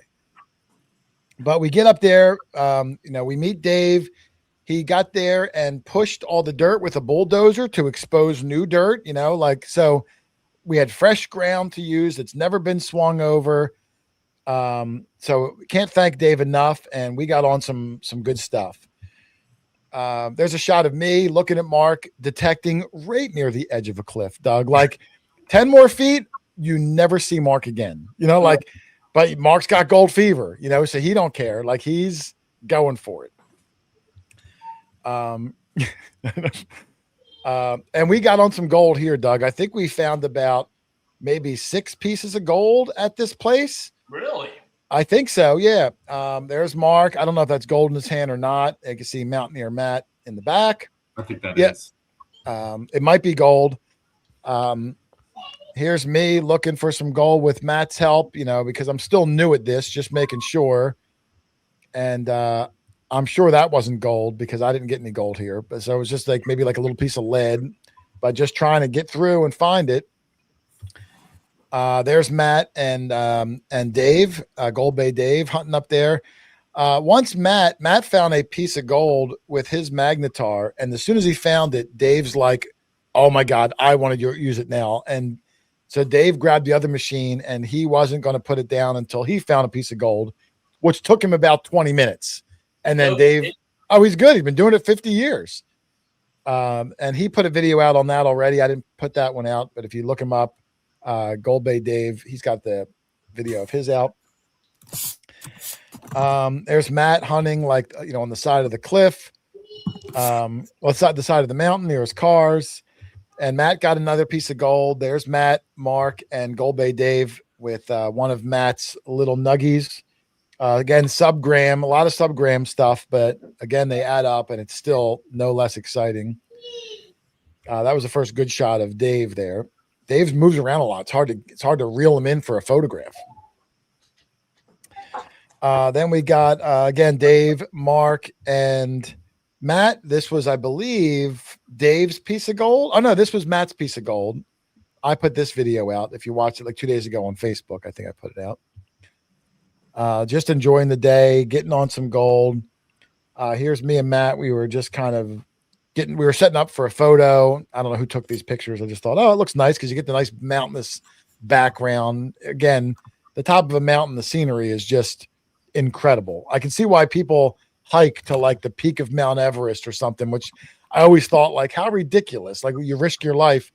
But when you're up there, Doug, and you look around, it's just an incredible view that you can't really explain until you do it. And yes, the Scudo Hunter Bruce, yeah, Dave pushed all this dirt. We had fresh ground the entire time. So we really did an incredible job. He made it easy for us to do an incredible job. There's two more of the nuggets. The one on the left, Matt found. In there. Yeah, you can see that little, and so that makes it specimen gold, makes it more valuable. So even though it's the same size or maybe smaller than the one on the right, the one on the left is worth more because it's specimen gold. Just learning all this from the trip. Had no idea before that. But still, that might be, $150, $200 of gold right there in my hand. Those two little tiny pellets. Oh yeah, Matt said, look how much cleaner. Oh, that's another thing, Doug. Let me see if I can go back one. I don't know if I got a picture of it or not. Let me see if the next one has it. I don't know if I got a good shot of it. Let me see. Yeah, you can kind of see it there. These gold guys, Doug, are so brutal to their coils. So brutal. Like they are rubbing the shovel, scratching it up. When they swing, we swing and you like lick the top of the grass. Yeah. Not them. Like Matt's like, shove that coil in the ground. It's like the coil's grinding. Every swing is grinding on the ground. I have to imagine the bottom coil cover, they have to replace it at least every 2 weeks. Like, because it's just constant. Everything you do, it's grind because you're trying to get as close. An earth mover. Well, not only that, but the gold is small. You're trying to get as close as you can. So you're grinding into the ground. You're shoving the shovel on there because it might only be able to hit it, an inch because it's so tiny, these pieces of gold. So, you can see Matt's coil in this picture is like completely dirty and mine's pretty clean because I kind of like try to swing just above the ground because that's what my body does, where he shoves it like he's pushing down on it. At one point we were testing, he's like, Jay, you got to push down. You can't hover over it. And I said, Matt, I physically can't. My body knows where the coil head is. I could rub an ant's back with my coil. I can get that close, but I can't. My body won't let me shove it into the ground because it's just not what I do. And these guys, I don't know how they do it and not because these machines are expensive, and to be so rough on the equipment is just like beyond me. But I guess that's what you got to do. These pieces of gold are tiny. You're trying to get as close as you can. And Matt's entire coil, every one of them, front and back, covered in dirt, covered in scratches after having the machine for 2 days. So that whole thing is a whole different world, Doug, as they're just very rough on the equipment, but you have to be. I'm not saying they're rough on it nonchalantly, but they have to be. And Mike's saying coil covers can be replaced. I don't know if the factory coil has a replaceable cover on it. Does it, Mark? It does. Correct. Oh, it does. Yeah. Are replacement coil covers available yet? Because Matt's going to rip through his probably another week. That's a good question. I will have to see if we have those out, but there's a number of accessories that are going to be coming out. So it might be, we'll have to get it out for Matt immediately. Okay. Yeah. Matt's going to need one. In this picture too, if you look, Doug, right here in the back, I'll move my mouse because this thing comes up, but right there is the battery. That whole battery comes out. The battery is about this big. It's a big solid block square. The battery lasts about 10 hours, and when you buy it, it comes with two of them. So you really have about 20 hours. You can replace that battery. You can charge it with a power brick or in your car if you're using the other one. That's really nice. And I don't have a good shot of it. If you go to Mountaineer Matt's page, you'll see it. But Matt makes this thing called the Swing King, which is kind of like, you can see it on his machine there, but not the best. he connects it to the machine. I'm step back and you're not going to hear me. And it comes off. So you have two contact points to really get not only remove some of the weight, but you can control it better because that coil is a big 14-inch sucker. So it's an incredible little invention that he makes himself. So if you swing any sort of a pulse machine or even like a CTX or any heavy machine, reach out to Matt. They're custom made for the shaft. But that Swing King, it's so much different than trying to one arm and control swing on the side of a cliff, where now that you have two arms, you can really control it really tightly. I wish I had a shot of it in use, but I'm sure you can see him on Mountaineer Matt's channel, YouTube or Facebook. Anyway, a few more pictures and then we're done. I know it's tired. Doug's yawning. Oh, Jason, real fast. I think around the time that we're finding these nuggets, I was always curious before this trip. I had heard you stick gold in your mouth. It's like kind of a tradition, Yeah. But also they do it. The prospectors do it to clean the gold to see it shine. Do you want to talk about that at all? Yeah, you're right. Leading up to the trip, Mark kept telling me, if you find gold, you got to put it in your mouth. And I said, I'm absolutely not going to do that. Like the things I dig, they don't immediately go in my mouth. That's disgusting.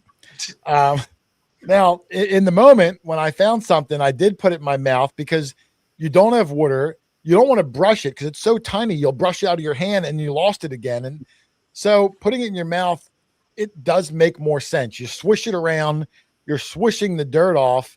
And then when you spit it out, you have a cleaner piece and you can look for gold.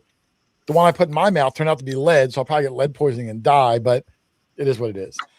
But yeah, that's part of it. And Mark, if you don't know Mark's kind of a germaphobe.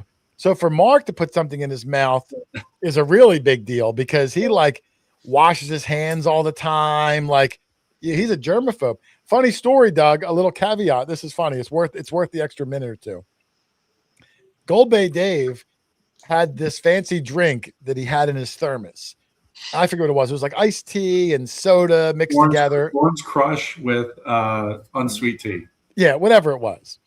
And, it's his thermos. So he puts it on his lips and he's drinking it and you stick your tongue in there and all that stuff.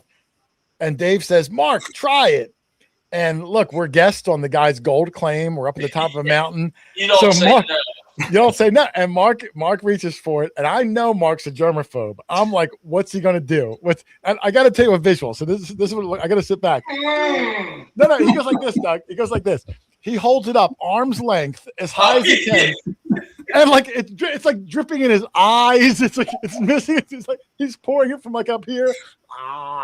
It's missing his mouth because there's no way Mark's gonna put this guy's mouth thing in his mouth.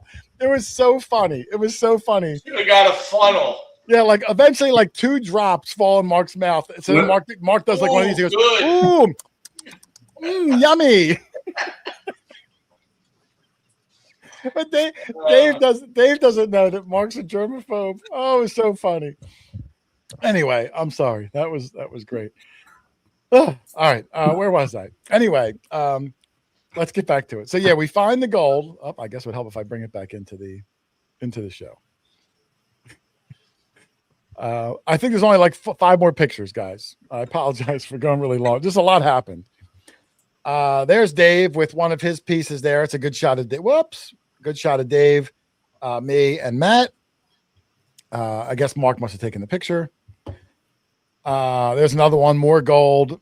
Had a great time up on the top of his mountain. Now, after this one, Matt had to leave. He had to go back home. Matt's got a young child at home. He couldn't, stay out as many days as we did. And when he left, we went to one last gold claim of Dave's, which is about a half-hour drive. We drove over there. Once we got to that other claim, Dave had a bulldozer sitting over there. He pushed more dirt against. We'd have fresh dirt over there, which was really nice of him for him to do that for us. I mean, he would if you wanted to go out west and you contacted Dave, he would take it to these spots and he'll push the dirt and do all that stuff. But a trip like this might cost you thousands of dollars for him to put you on his gold claim. So for him to do this for us for free is a testament to his relationship with Mark his caring of want to try to see another gold machine come out. So kudos to him, because whether you find gold or not, this is what he does for a living. So for him to do all this for free, truly grateful, pushing this dirt, taking time off work, never asked for anything from us, and let us keep every piece of gold we found. So shout out again. I can't thank him enough. Gold Bay Dave, really a stand-up dude. But anyway, pushed all this dirt.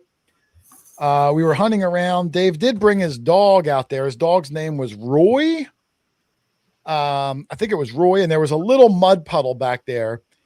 We started throwing a tennis ball for him, but somehow Roy lost the tennis ball. So then Dave said, just throw dirt bombs in there, and he'll just chase the dirt bomb. So we just kept throwing dirt bombs so the dog would stay cool and jump in that mud puddle. But I thought that was fun. But anyway, we got about 2 hours left of daylight. We're up on the top of this last mountain. You can see the terrain in the background, the mountains. And with 2 hours left after 7 days, Mark gets a signal under his Magnetar. So Dave walks over, sits down. I walk over, and we watch Mark painstakingly do the scraping, do the hand shovel, do the waving over the coil. It's a 20-minute process. And Mark stands up with this look on his face like, I think I got something. Big smile on Dave. We haven't really seen it yet. Dave tells Mark to put it in his mouth. Again, Mark's a germaphobe, but in it goes. You're on a guy's claim, or you're on the top of his mountain. You do what he says. So Mark's right now swishing this rock around in his mouth. And when he spits it out, the rock he gets looks like that, Doug. Wow. Mark got himself a beautiful piece of specimen gold in quartz with like an hour of sunlight left on the final day. The guy who was the most gold hungry from day one, who would not leave the fields. We had to drag him off. Mark lives up. He became the hero's journey, getting that incredible piece of gold there. Dave let him keep the specimen gold, probably the most valuable piece we had of the entire trip. So congratulations to Mark. Mark, what'd you do with that piece of gold when you got home? Much akin to the movie Lord of the Rings or Hobbit, either one. It is now my precious, and it is hidden in a secure spot in my home, and it will be cleaned, and then I'm going to put it on display. So it means a lot, just the memories that we made along the journey, what we went through, the lack of sleep, the hiking up the tallest mountain in my life with Matt. Yes. To little to no food, and coming out of it, learning so much about the machines, about people, about just gold prospecting in general. And then, as you said, in the nth hour, hitting that gold, I think I was shaking. It was a great moment that I'll never forget. So what a way to close the trip. Yeah. And I got the entire thing from before his first scrape. I got the whole thing live. I'll put that video out too. I'm probably gonna do a long form video of all of our finds, a lot of the shenanigans. But Mark got the best piece of gold, the guy who wanted the gold the most, who worked so hard to get it. I've never seen him smile as bright. And when he first pulled it out of the ground, Doug, you couldn't even see the gold. It looked like a rock. That swish in his mouth exposed all that. So the swishing is a real thing. I think if you gold hunt, you do have to kind of put it in your mouth. It's the best way. Relic hunting, I would still not put anything in my mouth, but gold you would. So congratulations, Mark, on an epic piece. And I'll give a shout out. The very first piece that we found way back on day one that Mike found, Doug, that one that was the real. Mike gave that to Mark, and Mark is giving it to the owner of Nokta back in Turkey. The guy was so excited. He's going to put it on his desk. The flagship Nokta machine, the very first piece of gold found in the entire Western Hemisphere, is going to go on his desk. So he was super excited. Look, Mark works for the guy. So that's like, it reminds me of like National Poon's Vacation. Schmoozing that. Yeah, you schmooze. Schmooze the boss. Schmooze the boss. It's from our Nomad Mike, so that's okay. Yes. Well, he wasn't. That red nose that he had in Arizona just turned brown. Yes. So the very first piece is going to Turkey that Mike found. So kudos to everybody. Now let me give you a little advice the next time you go gold prospecting.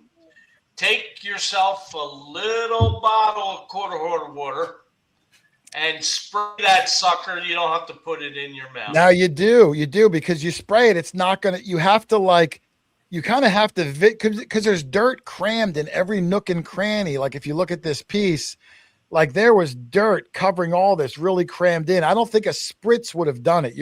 A brush might have done it, but some of the gold's so small, if you brush it, you're going to brush it right out of your hand, or you'll knock the gold out of the quartz. That's true. So I think the swish was. So you swish it in your mouth, you knock a piece out, and you swallow it, and then you got to go through the tailings. You'll find it.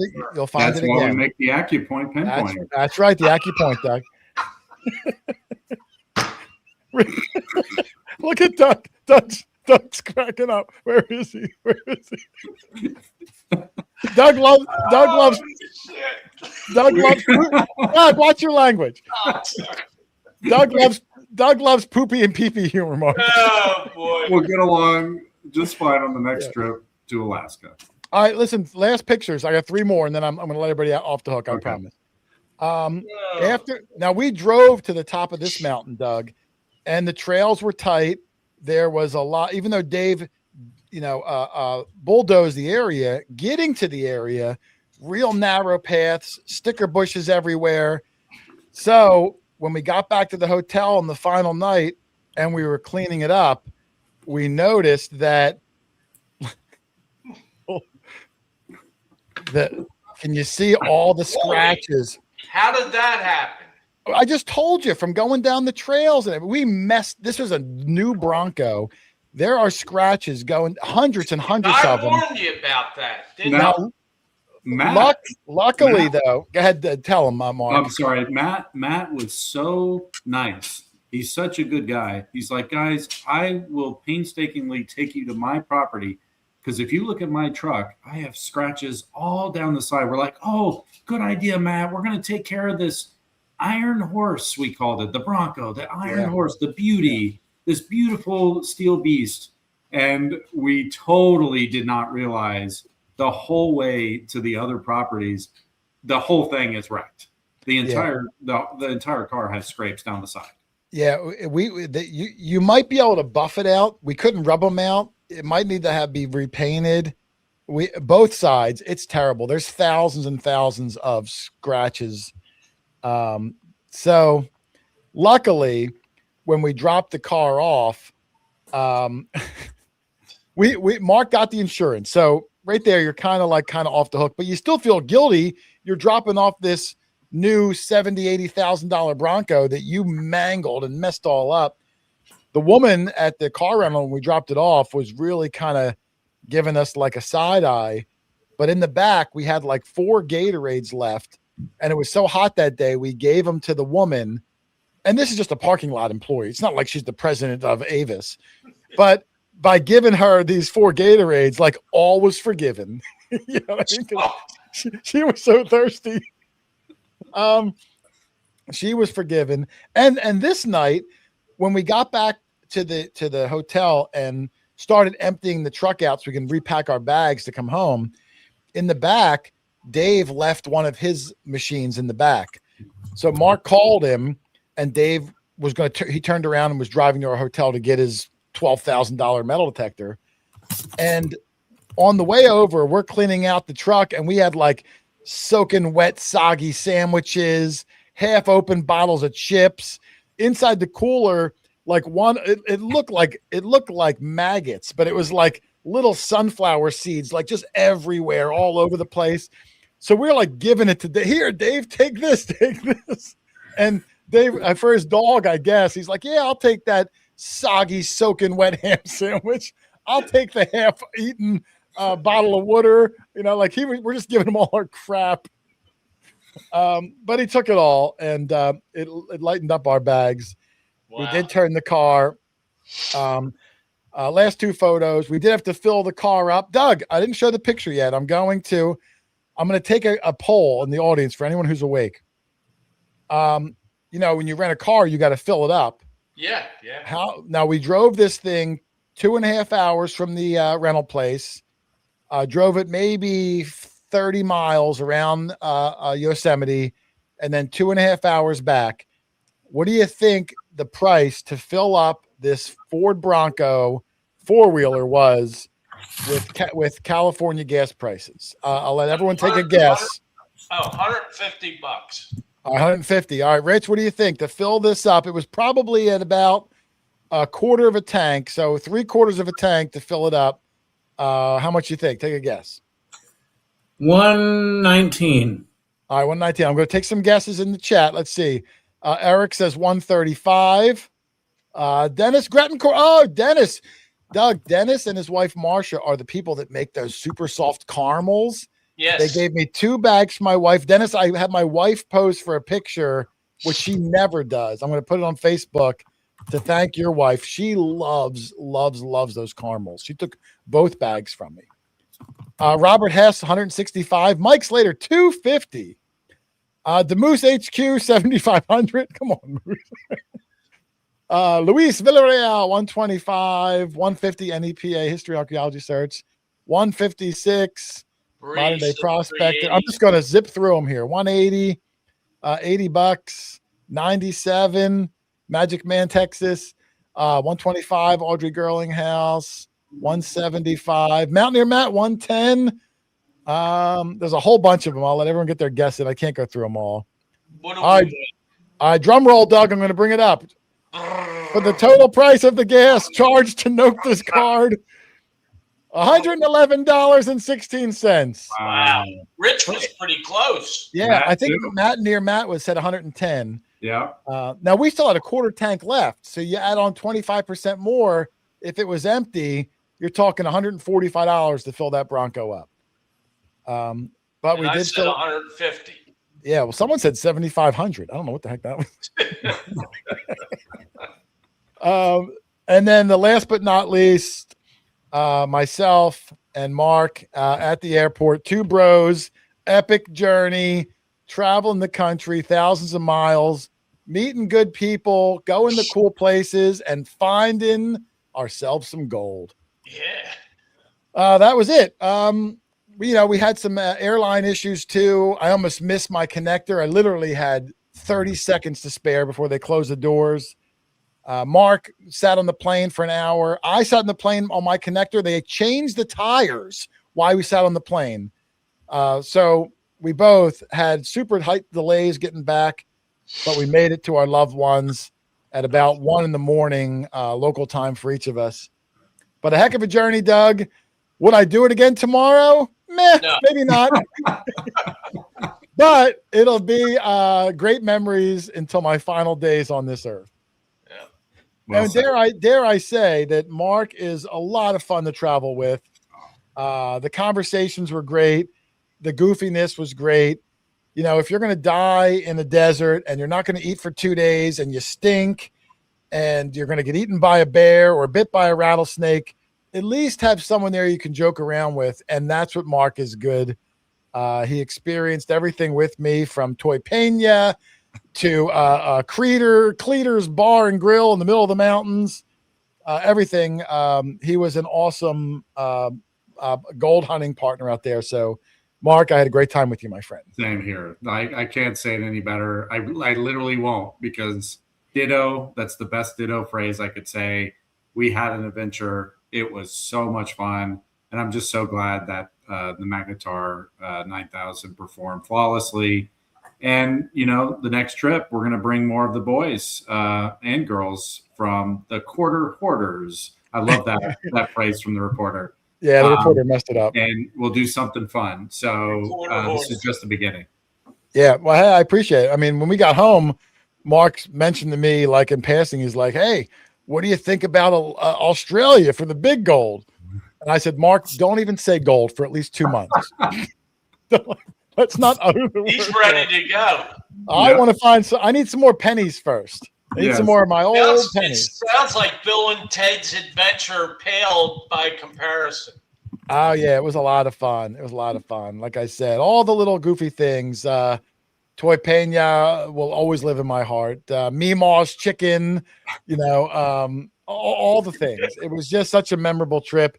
And then meeting some great people like Mike and like Mountaineer Matt and Chris and his dad Steve. They're incredible. Gold Bay Dave, a character like out of a comic book. The people we met along the path were always the best. Even the Randy and whatever his name was, and the waitresses, and you know how it is, Doug. I like to talk to everybody. There wasn't a mean soul on the West Coast. That's what makes traveling fun. You get to meet new people and hobnob with them, learn things. That's why I'd rather drive somewhere than fly somewhere, because you get to meet real people on the drive. What? I wanted to close the show by saying congratulations again to Mike Slater for becoming the newest Nomad, which I'm going to do. But in my notes, it said go to this section of the slide, this timestamp. So when I went there, I must have wrote the wrong time down, because this was the picture that came up. I was like, wait, that's not Mike. Yeah. He's real happy about being a nomad. That's the Javelina. So I apologize, Mike. The picture of Mike is where is the picture of Mike? There he is. There he is. Mike Slater, newest Nokta Nomad. He even wears his sunglasses like you do. Just like me. Yes, he does. Yeah. But no, congratulations, Mike. Great guy. Will make an incredible Nomad, a super good friend. And I look forward to meeting him again, along with everybody that we met. Hey, you know what he could be, since he's a gold nomad? Go ahead. He could be a gonad. Mike, I apologize for Doug. On behalf of the Quarter Hoarder crew, I apologize. I apologize for Doug. But yes, that's pretty funny. That was funny. That was funny. But no, whatever Mike is, I prefer him to be the nomad. But I guess if he's a gold nomad, I get it. All right, we're going to wrap this up. I know Rich is exhausted. It looks like he's as tired. It looks like, Rich, imagine how tired you are right now, but you got to climb a half a mile up a mountain. Right. Yeah. Go climb a mountain, Rich. That's how I was. There's Mike. He did appreciate your joke, Doug. There we go. He liked that. Thanks, Mike. So, all right, we're going to wrap this up. Doug, any questions? You or Rich, before we get out of here, about the trip, gold, anything like that? No. Rich, are you still awake? Barely, but I don't think I have any questions. But it sounds like you had a cool trip, and I've always wished that we could find gold out here. I know technically we can, but I don't have it in me to go look for dust. You know, if we could find that big vein, that mother lode. Rich wants the big vein. Any nugget at all, I'd be out there. But like they said, that there is the gold in North Carolina, Doug's birth stomping grounds. Maybe we could take a ride down there. It's not that far. Yeah. I still got the Magnetar 9000, and hey, we could all get a shot on it. Yeah, I mean, it finds gold. So if we go there, gold may just be found. So, all right, but listen, I'm going to end this thing. My throat's really sore. I'm really tired. Thank you, everybody, for the super long 3-hour plus show. Wow. And I didn't even cover Detecting the Heartland. We'll do that next week with all the fun we had there with Alicia and the Oberrooters and the kilts. And we'll cover that next week along with some of the last few videos. Have to get that kilt to me. I'll wear it. I'm going to bring it this weekend. We'll have that picture to add to the show. Okay. So we're going to get out of here from me and Matt, Doug, and Rich, and everyone that we met on our journey. Thank you all for watching. Look out for more gold videos from Mountaineer Matt, Gold Bay Dave, myself, and check them out if you're interested in seeing what the Magnetar can do and the gold it can find. But for now, we're going to get out of here for the night. Thank you, my moderators, Alicia and Bree, hanging in there all night. I know they're tired and both have things to do too. So let's get out of here, guys. Thank you all for watching, everybody. Happy hunting. Thank you, everybody. Bye-bye. Good night.